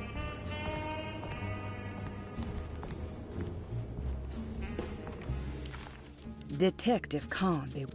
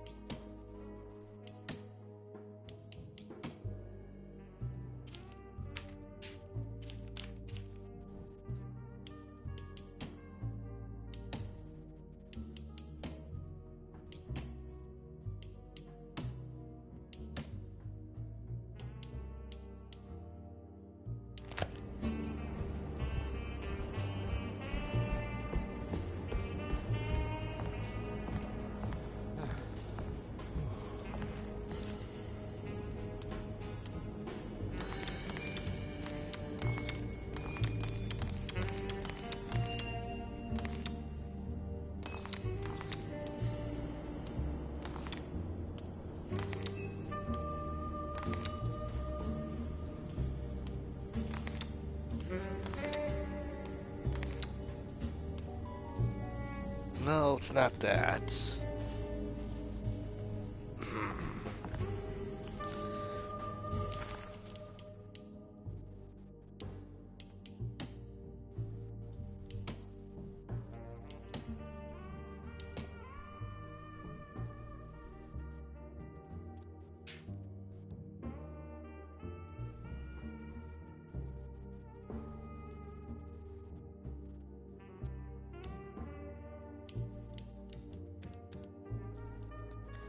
Alright, I'm gonna wait to wait if I can. I have no idea.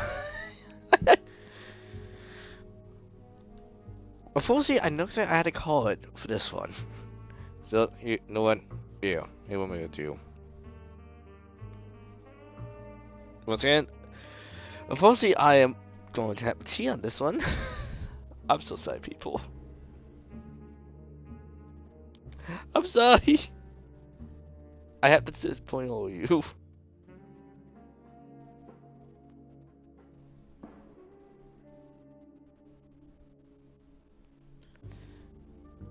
I feel like it's not a same number.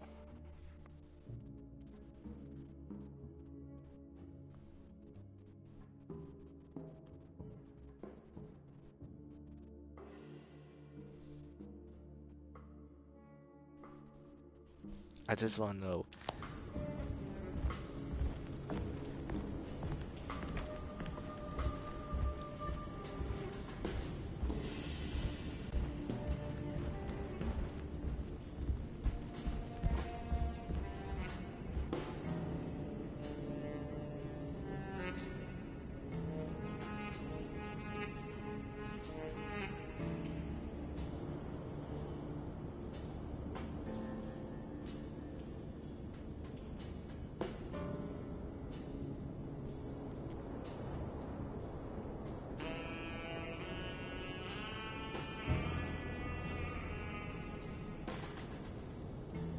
Okay, next time it's 0-0.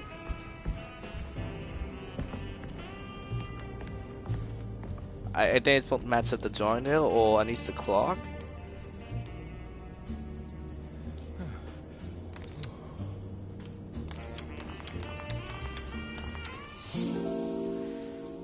Okay, in my defense,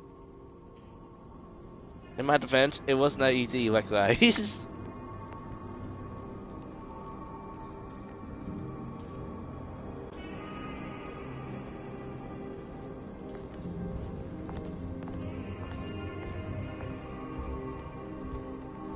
You okay?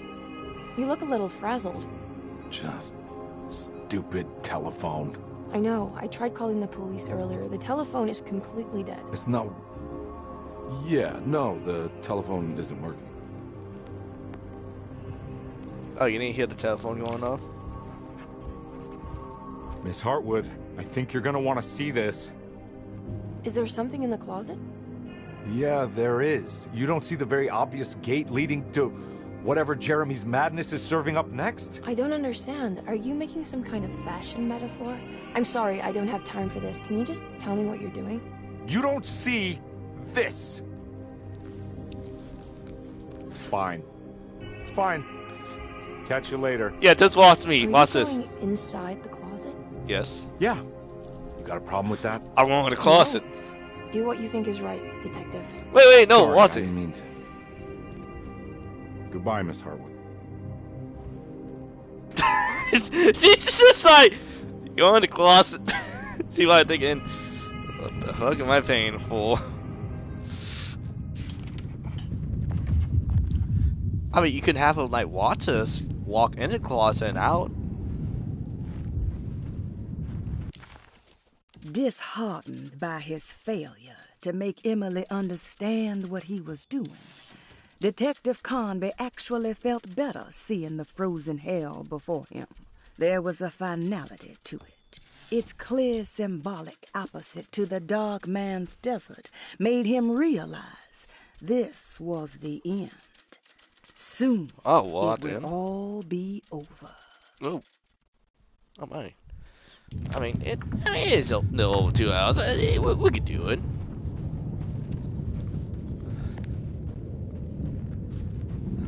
Okay, we're in the closet now.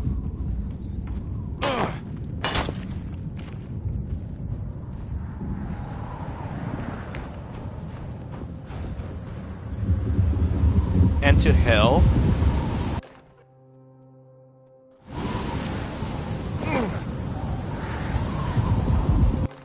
Oh, okay, I guess we're in hell.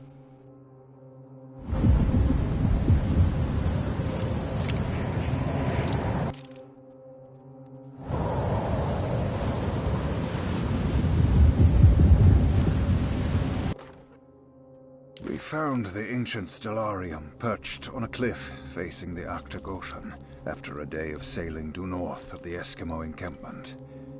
Jacob van Oostad was our most keen member of the expedition. He had been chasing down the source of a peculiar type of crystallized metal present in several sacred items among the natives on the northeast coast of Greenland. The site was a remarkable find for any explorer, and we were all enraptured in our search for enlightenment and meaning. The surviving architecture seemed almost unearthly in origin and astonishingly sophisticated. The metal Jacob was searching for was abundant, almost ubiquitous. We were so taken by our find that we were surprised by the sun falling below the horizon. As we quickly picked up our gear, ready to head back to our camp, Jacob van Oostad declared that he wanted to stay. He was adamant. We begged him to reconsider. The night would be getting colder by the hour, and we feared for all our safety. Jacob refused, threatening us with violence if we wouldn't leave him alone. As the snowfall turned heavier, we left him there on his own. The next day, the weather became worse, and we had to spend hours enforcing our shelter as our tents became increasingly useless. The group had written off Jacob, thinking he must be dead.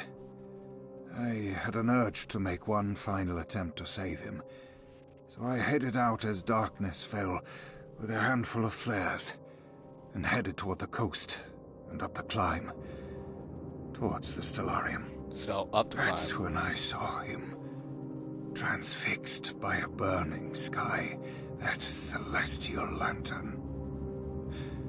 Jacob keeled over and let out a painful shriek that struck me with such fear and pity. He was crying in agony, for the cold weather had ravaged his flesh. I called out to him, and he turned to face me. His vacant stare held me in place like a needle through a butterfly, and he said, "You must leave now, Ashton. Go, and never come back." And so I left. Okay, the music and the weather at that time. Perfect mixer right there.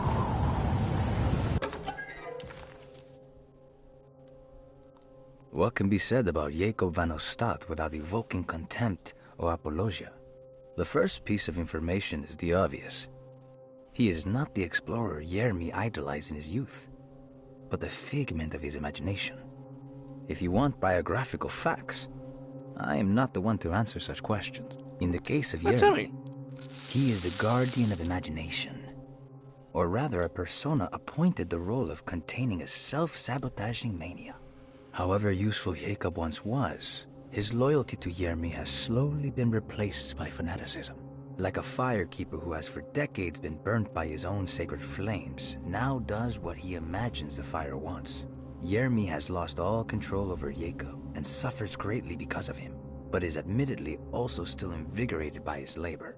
In the plainest of words, Jacob keeps Jeremy sick so he can remain Jeremy. Ah, so... Okay, so let me make sure I get this correctly. Jamie, who's someone named Jacob, so he made a imaginary version of Jacob in him. He sounds like the real Jacob. The Jacob in him is meant to kind of keep him sane. But over the years, he has now is causing Jamie to get a little crazy.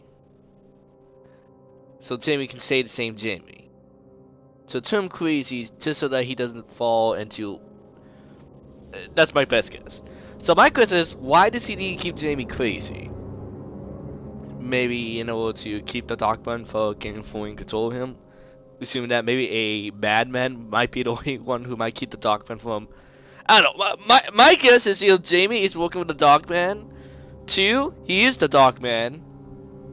3, Jimmy is keeping Jacob is keeping Jeremy crazy so that the Darkman can't control him, causing Jimmy to think of random stuff so that the Darkman can never have a full control of him or a full grasp on him. Like it's hard enough time to control a crazy. It's hard enough time to control a crazy person, so to try and take over the minor one would be, I guess, even more difficult. I don't know. That's my best guess.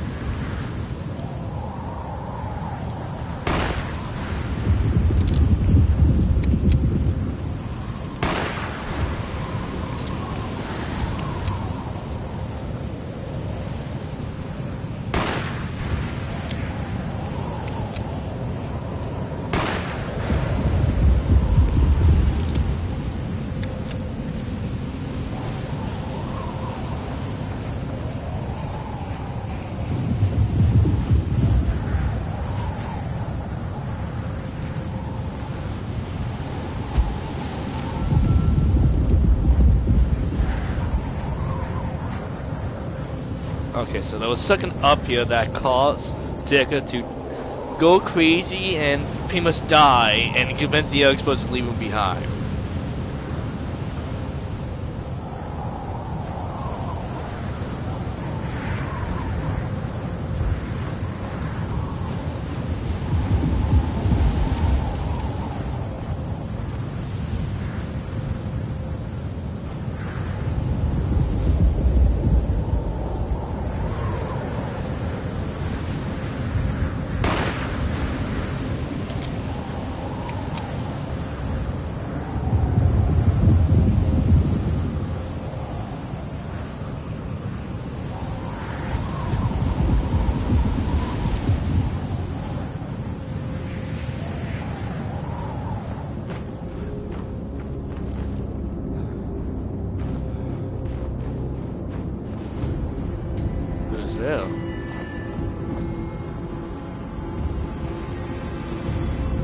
Hey, you! Jacob? What are you doing here? Jamie? What is this place? Turn back, detective. You're not wanted here. Whoa, take it easy. I'm not your enemy. Oh, you're wrong, detective. You're wrong.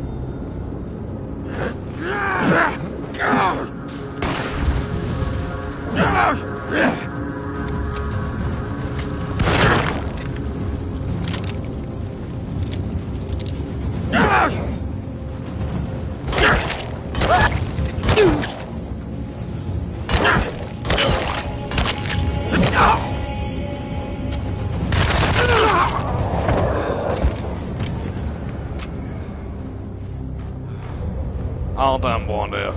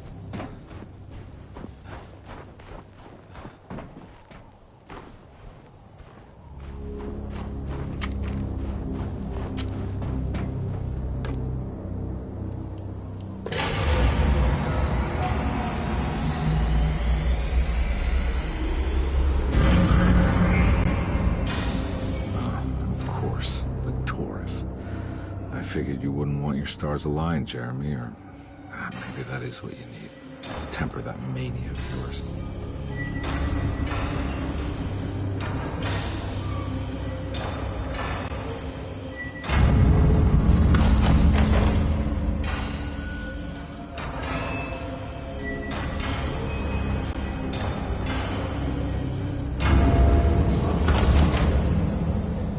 Okay, I was disgusting.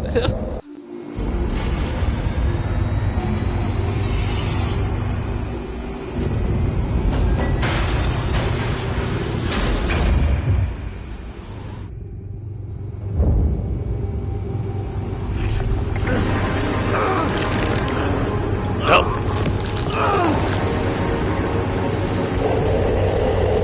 The hell is that thing now?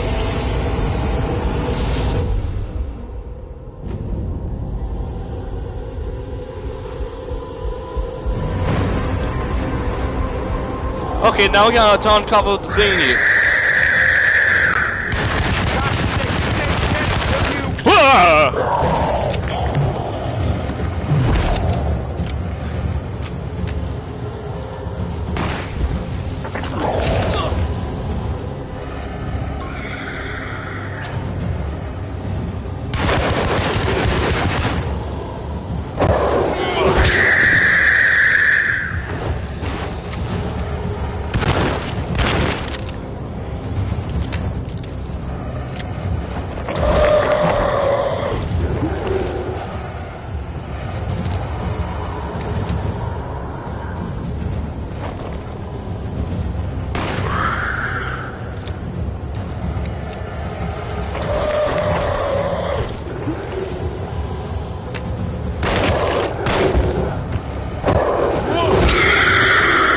That man.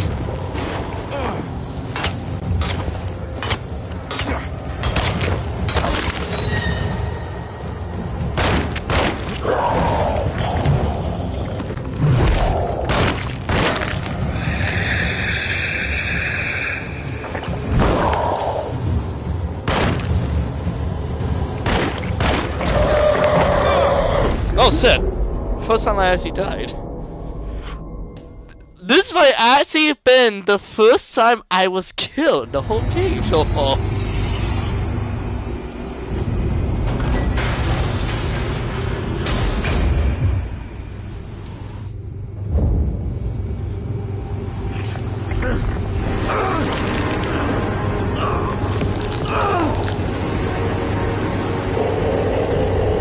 Kind of remind me a lot of one of the themes from Tom Cruise, The Thing, mixed with a Knuckle Wolf from Dead Space 3.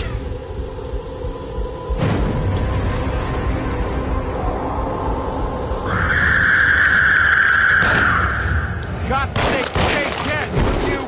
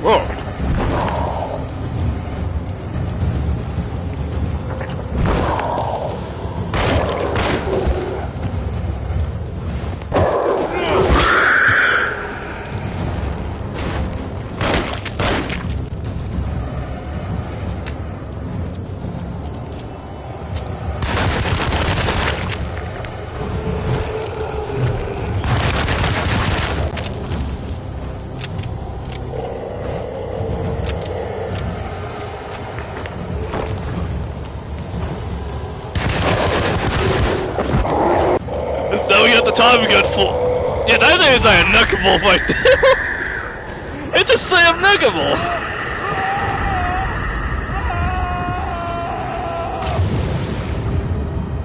I mean, I have a bounce gun, but I definitely have a pistol and a rifle. Okay, where the hell are we going?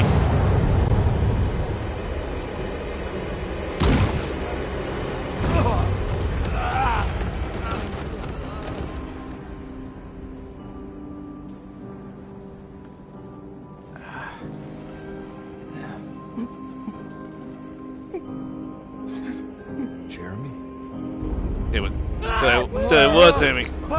Ah! It's the dog man! He's here! Mr. Phil! I did everything! Aren't you happy? Stupid charlatan! What more do you want from me? You want me to lose my mind? Oh, my Lord! Doctor! Baptiste! Quick! Jesus.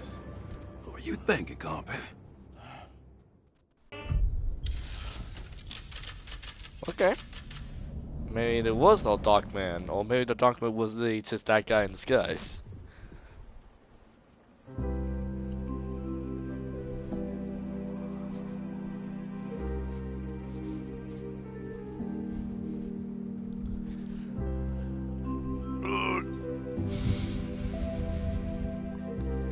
Alright, ain't that the end?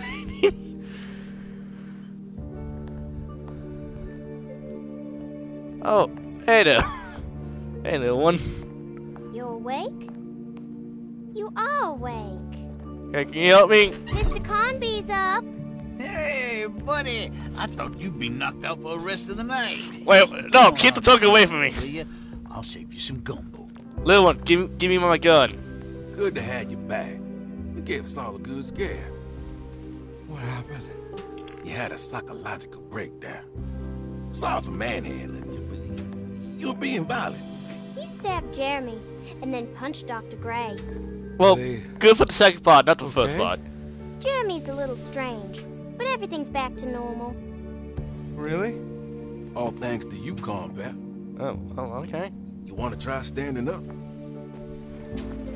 Why is everyone doing defending me? I can understand the logo, but why you? Well, if it isn't the hero of the day. I punched How are you feeling, detective? I punched him one in the good socket! How about you two? Hey, Jeremy, I didn't do too much damage, did I? He does not want to talk to me. Things are fine. Very quiet. What's up with him? Painkillers? Yeah, how about No. Zoe gone? You see, despite you having the finesse of a one-eyed butcher, you managed to lobotomize dear Jeremy. I would. I did what? It's The actually fuck? quite impressive. It's not like I hadn't considered it myself. I just wish Jeremy could have been helped without reducing his personality to that of an oyster. What the hell did I do? He's gonna live. Of course. As long as someone keeps feeding him, he'll outlive the best of us.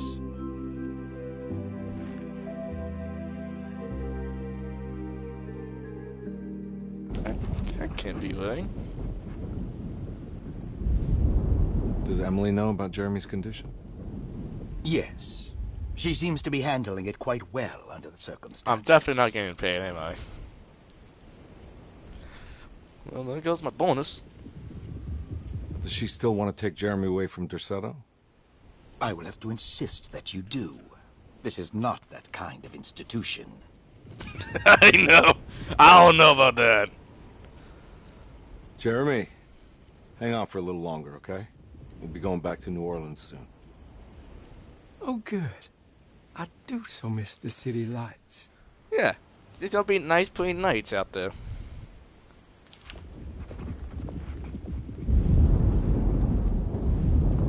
Case closed. Case Detective closed. Conby had found Jeremy and brought him back to Derceto. He worried that Emily wouldn't be all that happy with his performance, considering Jeremy's impromptu brain surgery. Maybe she would refuse to pay him in full. It was the kind of thought that would normally infuriate Conby, but right now he just felt happy to be back. No matter if he would be seeing the $150 or not, he couldn't wait to rendezvous with Emily and go back to New Orleans. Yeah, that means someone kick my ass. Boy. How the fuck am I gonna explain this? Hey, Ruth. Glad to see you made it back to Derceto. You too, Detective. Make sure to stay for the festivities. It's no Mardi Gras, but it ain't bad.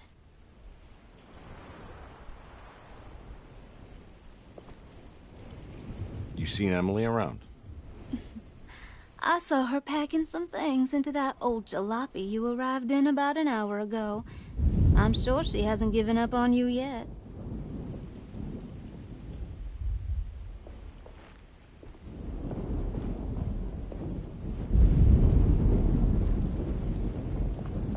Hey, how you doing?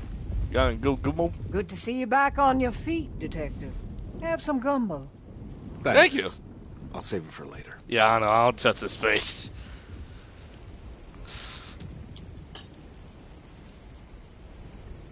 Seems like everyone's in a pretty good mood. The Eve of St. John is the most important date of the whole year. It's the only day when the black goat of the woods tends to her young. Black gold. Oh, I know what that thing is. So that's what it is. I'm gonna be honest, I would trust that thing. What are you looking for? Just keeping an eye out for the storm. Radio says it could be a wild one. If anything like the ones that we currently have right now, it's definitely gonna be a doozy. I don't want to say any more than that. She's packing some of Joe's things. things. I'm not Said you want to to take them away. I'm sure she'll come and get you when she's ready.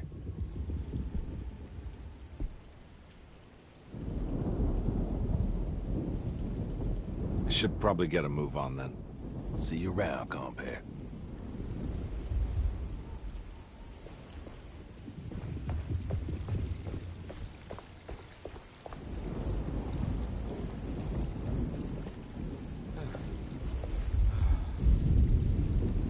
What about you? That is one impressive tree. More impressive than you could ever imagine.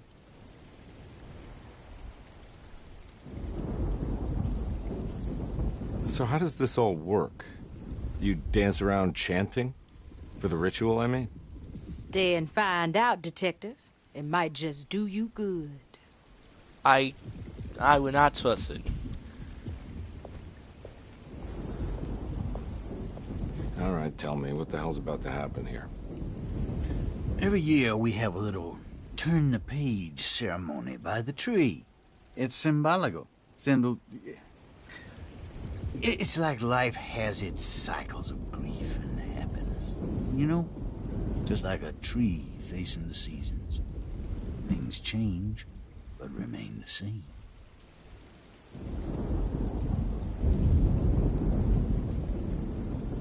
So this is basically New Year's Eve, but with a tree metaphor. Exactly. You're so smart. It's about starting again. I mean, who could use a positive message like that more than a bunch of lunatics like us? Understandable.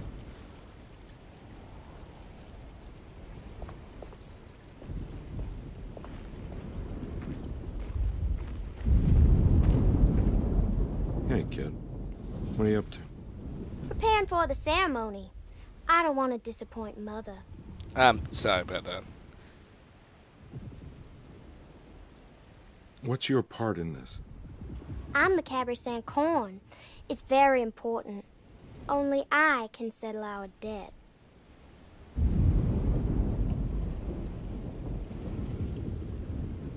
You know, I had my doubts, but you are in the right place, Grace. I think you might be right. For once.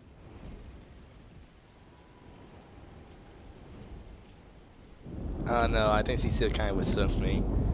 I mean, I don't blame her, but still, I do kind of feel bad.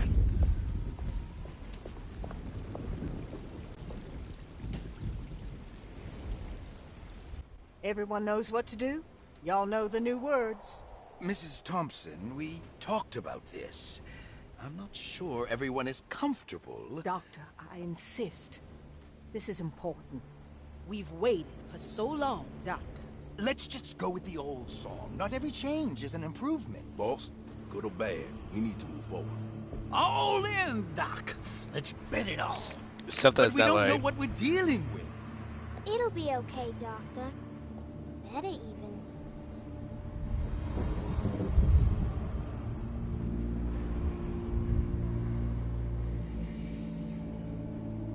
They're all part of the chord. Now there are praises and abundance to the black goat of the woods. Hear us, brother. Take pity on us. Take pity on us.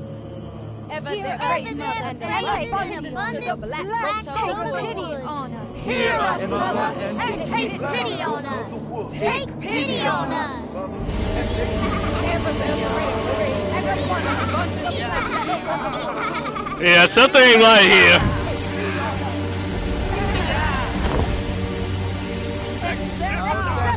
What the fuck? Oh hell no! Hello, son. We got the guns. That's soon. Are you crazy? Well, I'm not.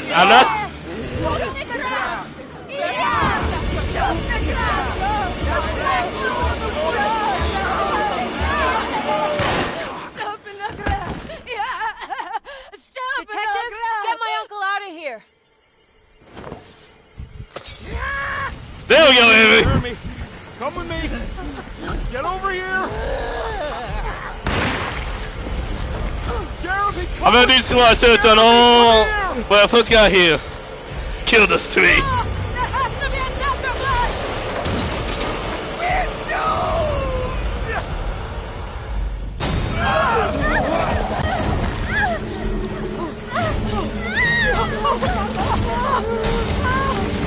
Jeremy.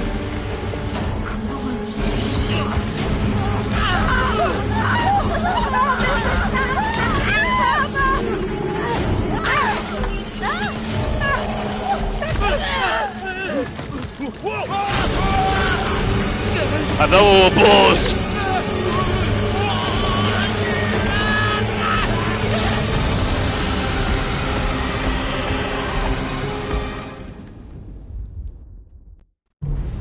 I'm taking the local with me. I can't let that monster leave Derceto. I have to stop it. Detective Comby returned just as the festivities were about to begin. Emily was grateful that she didn't have to sit through whatever ceremony the people at Derceto had fashioned. Instead, they excused themselves and made their way to the front side of the house. With a tremendous sense of relief, Emily climbed into the car. She watched Comby ready the back seat for Jeremy in the rearview mirror. What a long night, she thought. Thank God it's all over. Bullshit.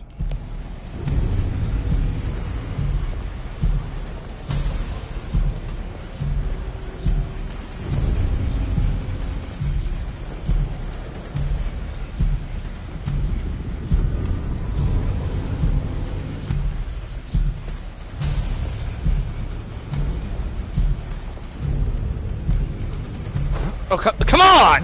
Game! Please! Jeez, fucking Christ. Could I move?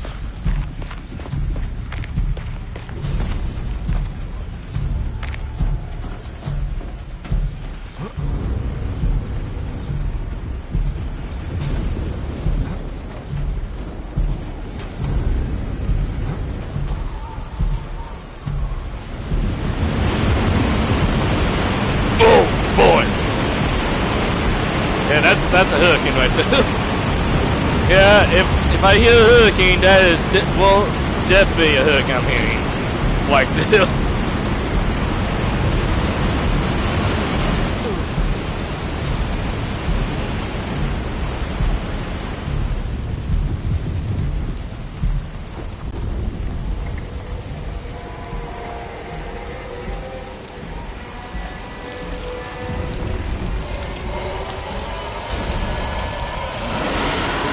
How good that is, actually pretty quickly.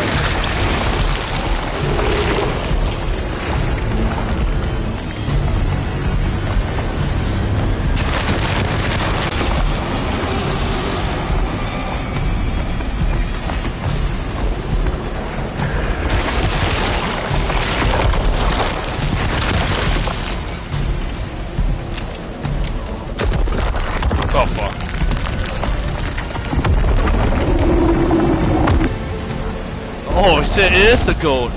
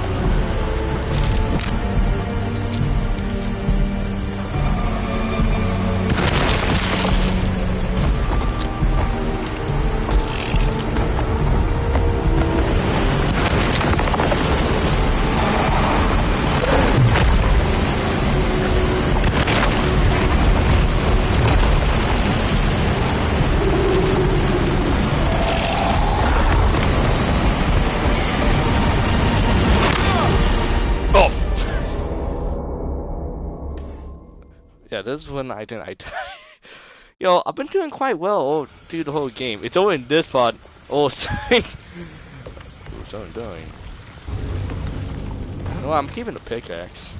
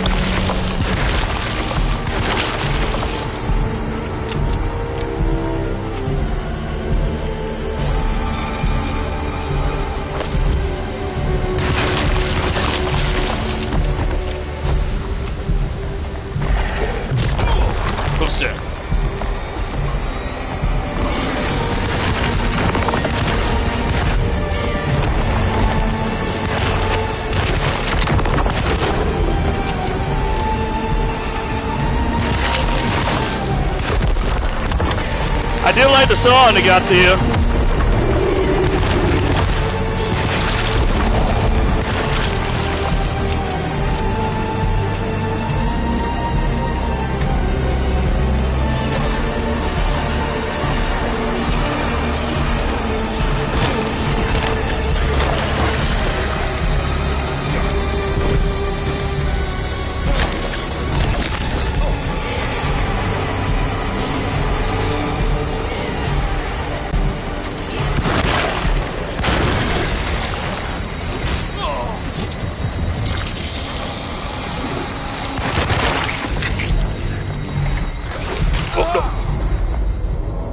Okay, yeah, so we... This is when the hardboards start coming in hard. Okay!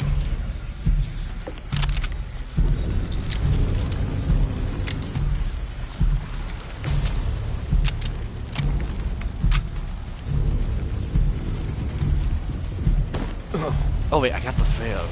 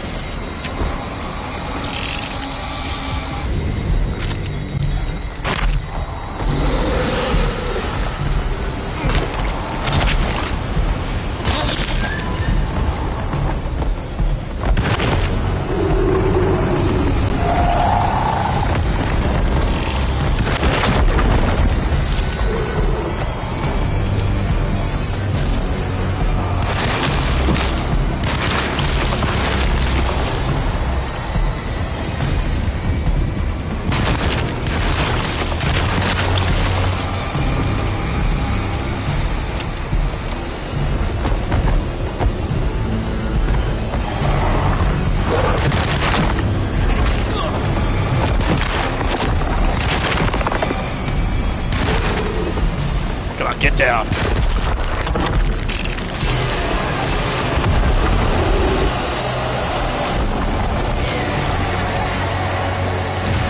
There we go.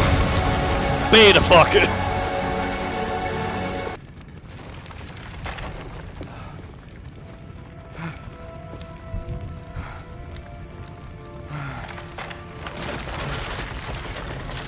That almost did.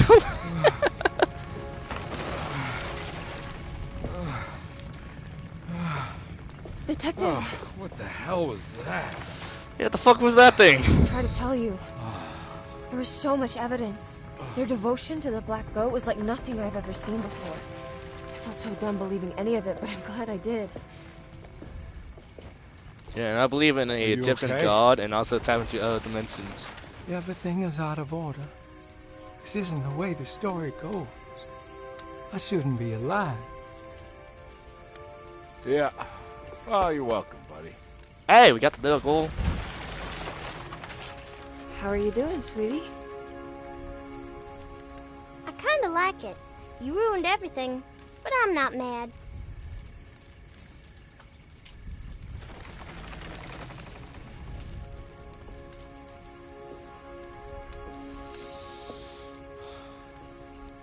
Alright, you ready to head back to New Orleans? Yeah, fuck Come this on, face. Jeremy. We're leaving. Can I come? I thought you said you didn't need saving. Don't leave her. She's important. Of course we're taking her with us. Yay, I'm important. Come on, no one. We're going back to New Orleans.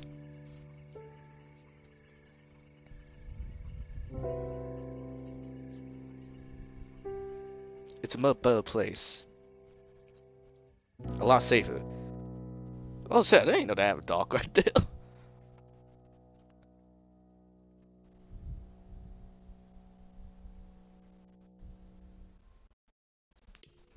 Gate's closed. Save New Orleans from the Black Goat. Oh god. My god, that is a statement right there. Well. Okay, I guess that's the game. Oh, yeah, we gotta sing with you. Deep thought right there. Sounds like me when I almost caught. You can now play with all the weapons unlocked, daily combat, and some new surprises will start in the new game.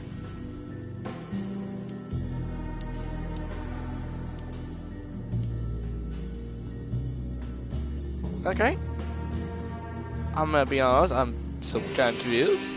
I will say this. I'm probably gonna try and look up, see what's the big difference between, well, Edward's side of the story versus Emily. If Emily's gives you a whole new type of a whole new storyline going on, then yes, I will pay Emily's. But I guess that's to say what's my initial thought on Alone in the Dark remake or reboot. I guess remake, as to say. I think, I don't know, I could be wrong. I will say the mystery was very entertaining, and I will get credit that big spice at the end was something. And I do like how the game was, doing some unexpected ideas. Well, I mean unexpected twists and turns. I wasn't really expecting. I admit, can I get credit? A game that shows that there's an evil tree in the garden, and all of a sudden you forget about that tree until the very end. Well, oh yeah, there's an evil tree that I hear voices nearby. I wonder what that thing is all about. Got me psyched at going to different realms. Egyptian dark fells, Antarctic John Carpenter's The Thing looking motherfuckers. So I got no sidetracks here. Now, I said this is more or less more old school kind of about like survival. I know I say it a lot of times about this game, and look, to be fair, I don't know too much about the franchise, so I can't say this is like and canon to everything, or if this like breaks the law in any way, I can't say for sure. What I can say is this: the gameplay I think was okay. I wish there's no more gimmicks. Well, I mean gimmicks. I mean, I wish there's no more going on in the gameplay. Now, as said, I understand these guys are not like members of Star. Obviously, you're not going to see them seeing close call combat on most of the monsters. I'm fine with that. You know, if anything, I would say it's kind of similar to Silent Hill 2 remake that I just played too long ago. Well, more or less, combat is not the main focus. And you know what? I understand that. And you know what? Get quiet. I was kind of focusing though too much on combat at times. And quite, I do like, especially the big turns, especially in the settings. I think the setting transitions are amazing. From, what was it? Like just a stereotypical evil-looking disease and New Orleans manor to a haunted New Orleans streets, buildings, to a Egyptian crypt. Well, I say it's more like Syria, I should say anything. You know, little Syria crypt. I'm gonna call it Pharaoh crypt. I mean, we all know what I mean when I say Egyptian mummy crypts. I like the look of it. And I will admit, when we get to the Antarctic side of the story, I also like the look of it. I like how it does feel extremely cold, though I may have to check the footage, so at least the look of it, because I wonder if they just reuse the desert scene for the winter setting, since, I don't know, maybe snow and sand look similar. I don't know, I could be wrong. And I said, I'm not that I disrespect the game. I'm not. I had a good time. I guess I just went to normal, I guess, MEVA at times. Well, I see. Okay, you got the Grassmen, the Tegger Skeletons, the Ground Gators, Demon Bats, and the Crabs. The Crab Heads, just say. I'm gonna call them Crab Heads. And 5 basic enemies, and I will get quiet. It's definitely a lot more MEVA variation than what we got in Resident Evil 7. And I'll be quiet. So far, I would say for the most part, I enjoyed the game. I can't say I'm absolutely love the game. And I will admit, the puzzles did get to me a lot. I did that last puzzle, the talisman, did get to me. So I will be honest, I did the talisman at the very end.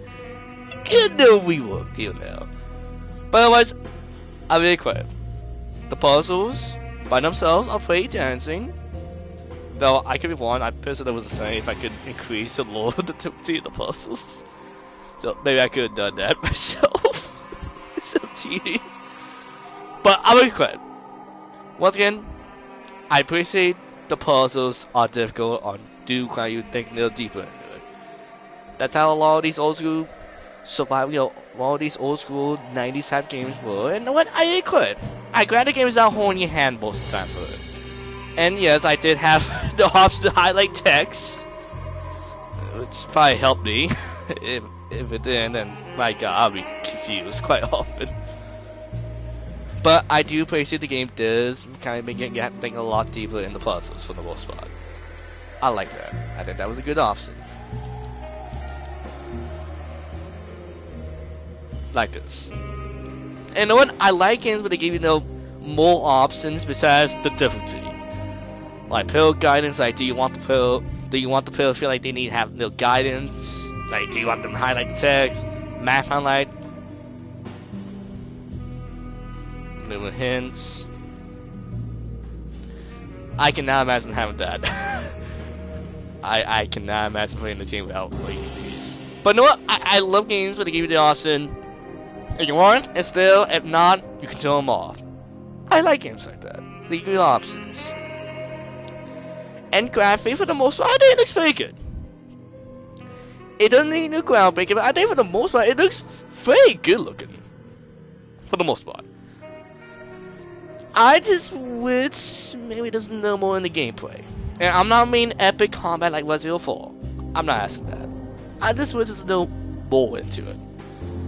And I admit, I get this playthrough of me playing it, especially earlier, I think I went into the glitch where it seems like the buildings were going on and off at times. I don't know, it feels like I was going out of bounds by accident early on. I can't say it's tacky gritty or broken by any means. Trust me, there's a lot more broken games out there. Especially my side.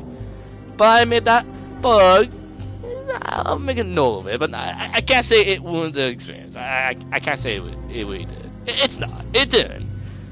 I think the game is good. Not great. And I'll admit the voice acting is pretty top notch overall. Even not by the main two characters, even by everyone else, they did a pretty good job. And I'll admit I did like the video. I like the little lot at the end when you actually get the first camera angle right there. I like that. I think that was pretty fun to actually add. But otherwise, I would say, I guess overall, I think it was a pretty good game. I can't really say it's that scary. I mean, some of the transitions all definitely something. And I mean, I do like the atmosphere at times. I just can't say it's that scary of a game. But you know what? That's it. If anyone feels like it did a good translation from the Wizard game, from the OG one to this, good on them. Okay, all I can say is I think it's good, not great. I can't say it's the groundbreaker, my favorite horror game of this year. But no one, I did a pretty good job overall. I said, if you prefer a more slow horror game that does kind of use focus no more on resources, you might like it. I guess I wish there was no more resource management in this one. I know, I wish there was a little more options where you can pick up maybe the double items and maybe toss them around, so so you can actually carry them around. And also, what's with the hatchet? Why could I not pick up the hatchet? I don't know why that was going on. But anyway, I enjoyed the game, and I will say this. I will be interested in playing this game on the enemy side. I'm not gonna do it tonight, maybe another time. But I'll be interested in trying the enemy side and seeing how the game feels and look. Because I'll be pretty interested to see how it plays and how it looks doing that. But still, I'm gonna call it a night. I did a pretty good amount of time here. I think like a little over 2 hours, almost 3 of them, I guess. So I got you guys came in to watch, and hey, I got a couple of games in the works coming up soon. Some spies. And I hope you enjoyed the stream I did a couple days ago on the 4th of July. Well, the day before the 4th of July. As I said, I'm sorry about the lazy streams for last week. I was just not feeling that well. I kinda came down with fever. As you can probably hear, I feel a lot better now. I'm no longer sick. And the one, I hope you guys are doing very well. Especially those down in Texas, that storm, because my guy, it's pretty bad down there. So, as it, I hope you guys are taking care. Take care of yourselves. Take care of your loved ones. And we'll see you guys next time, alright? So, till then, we'll see you there.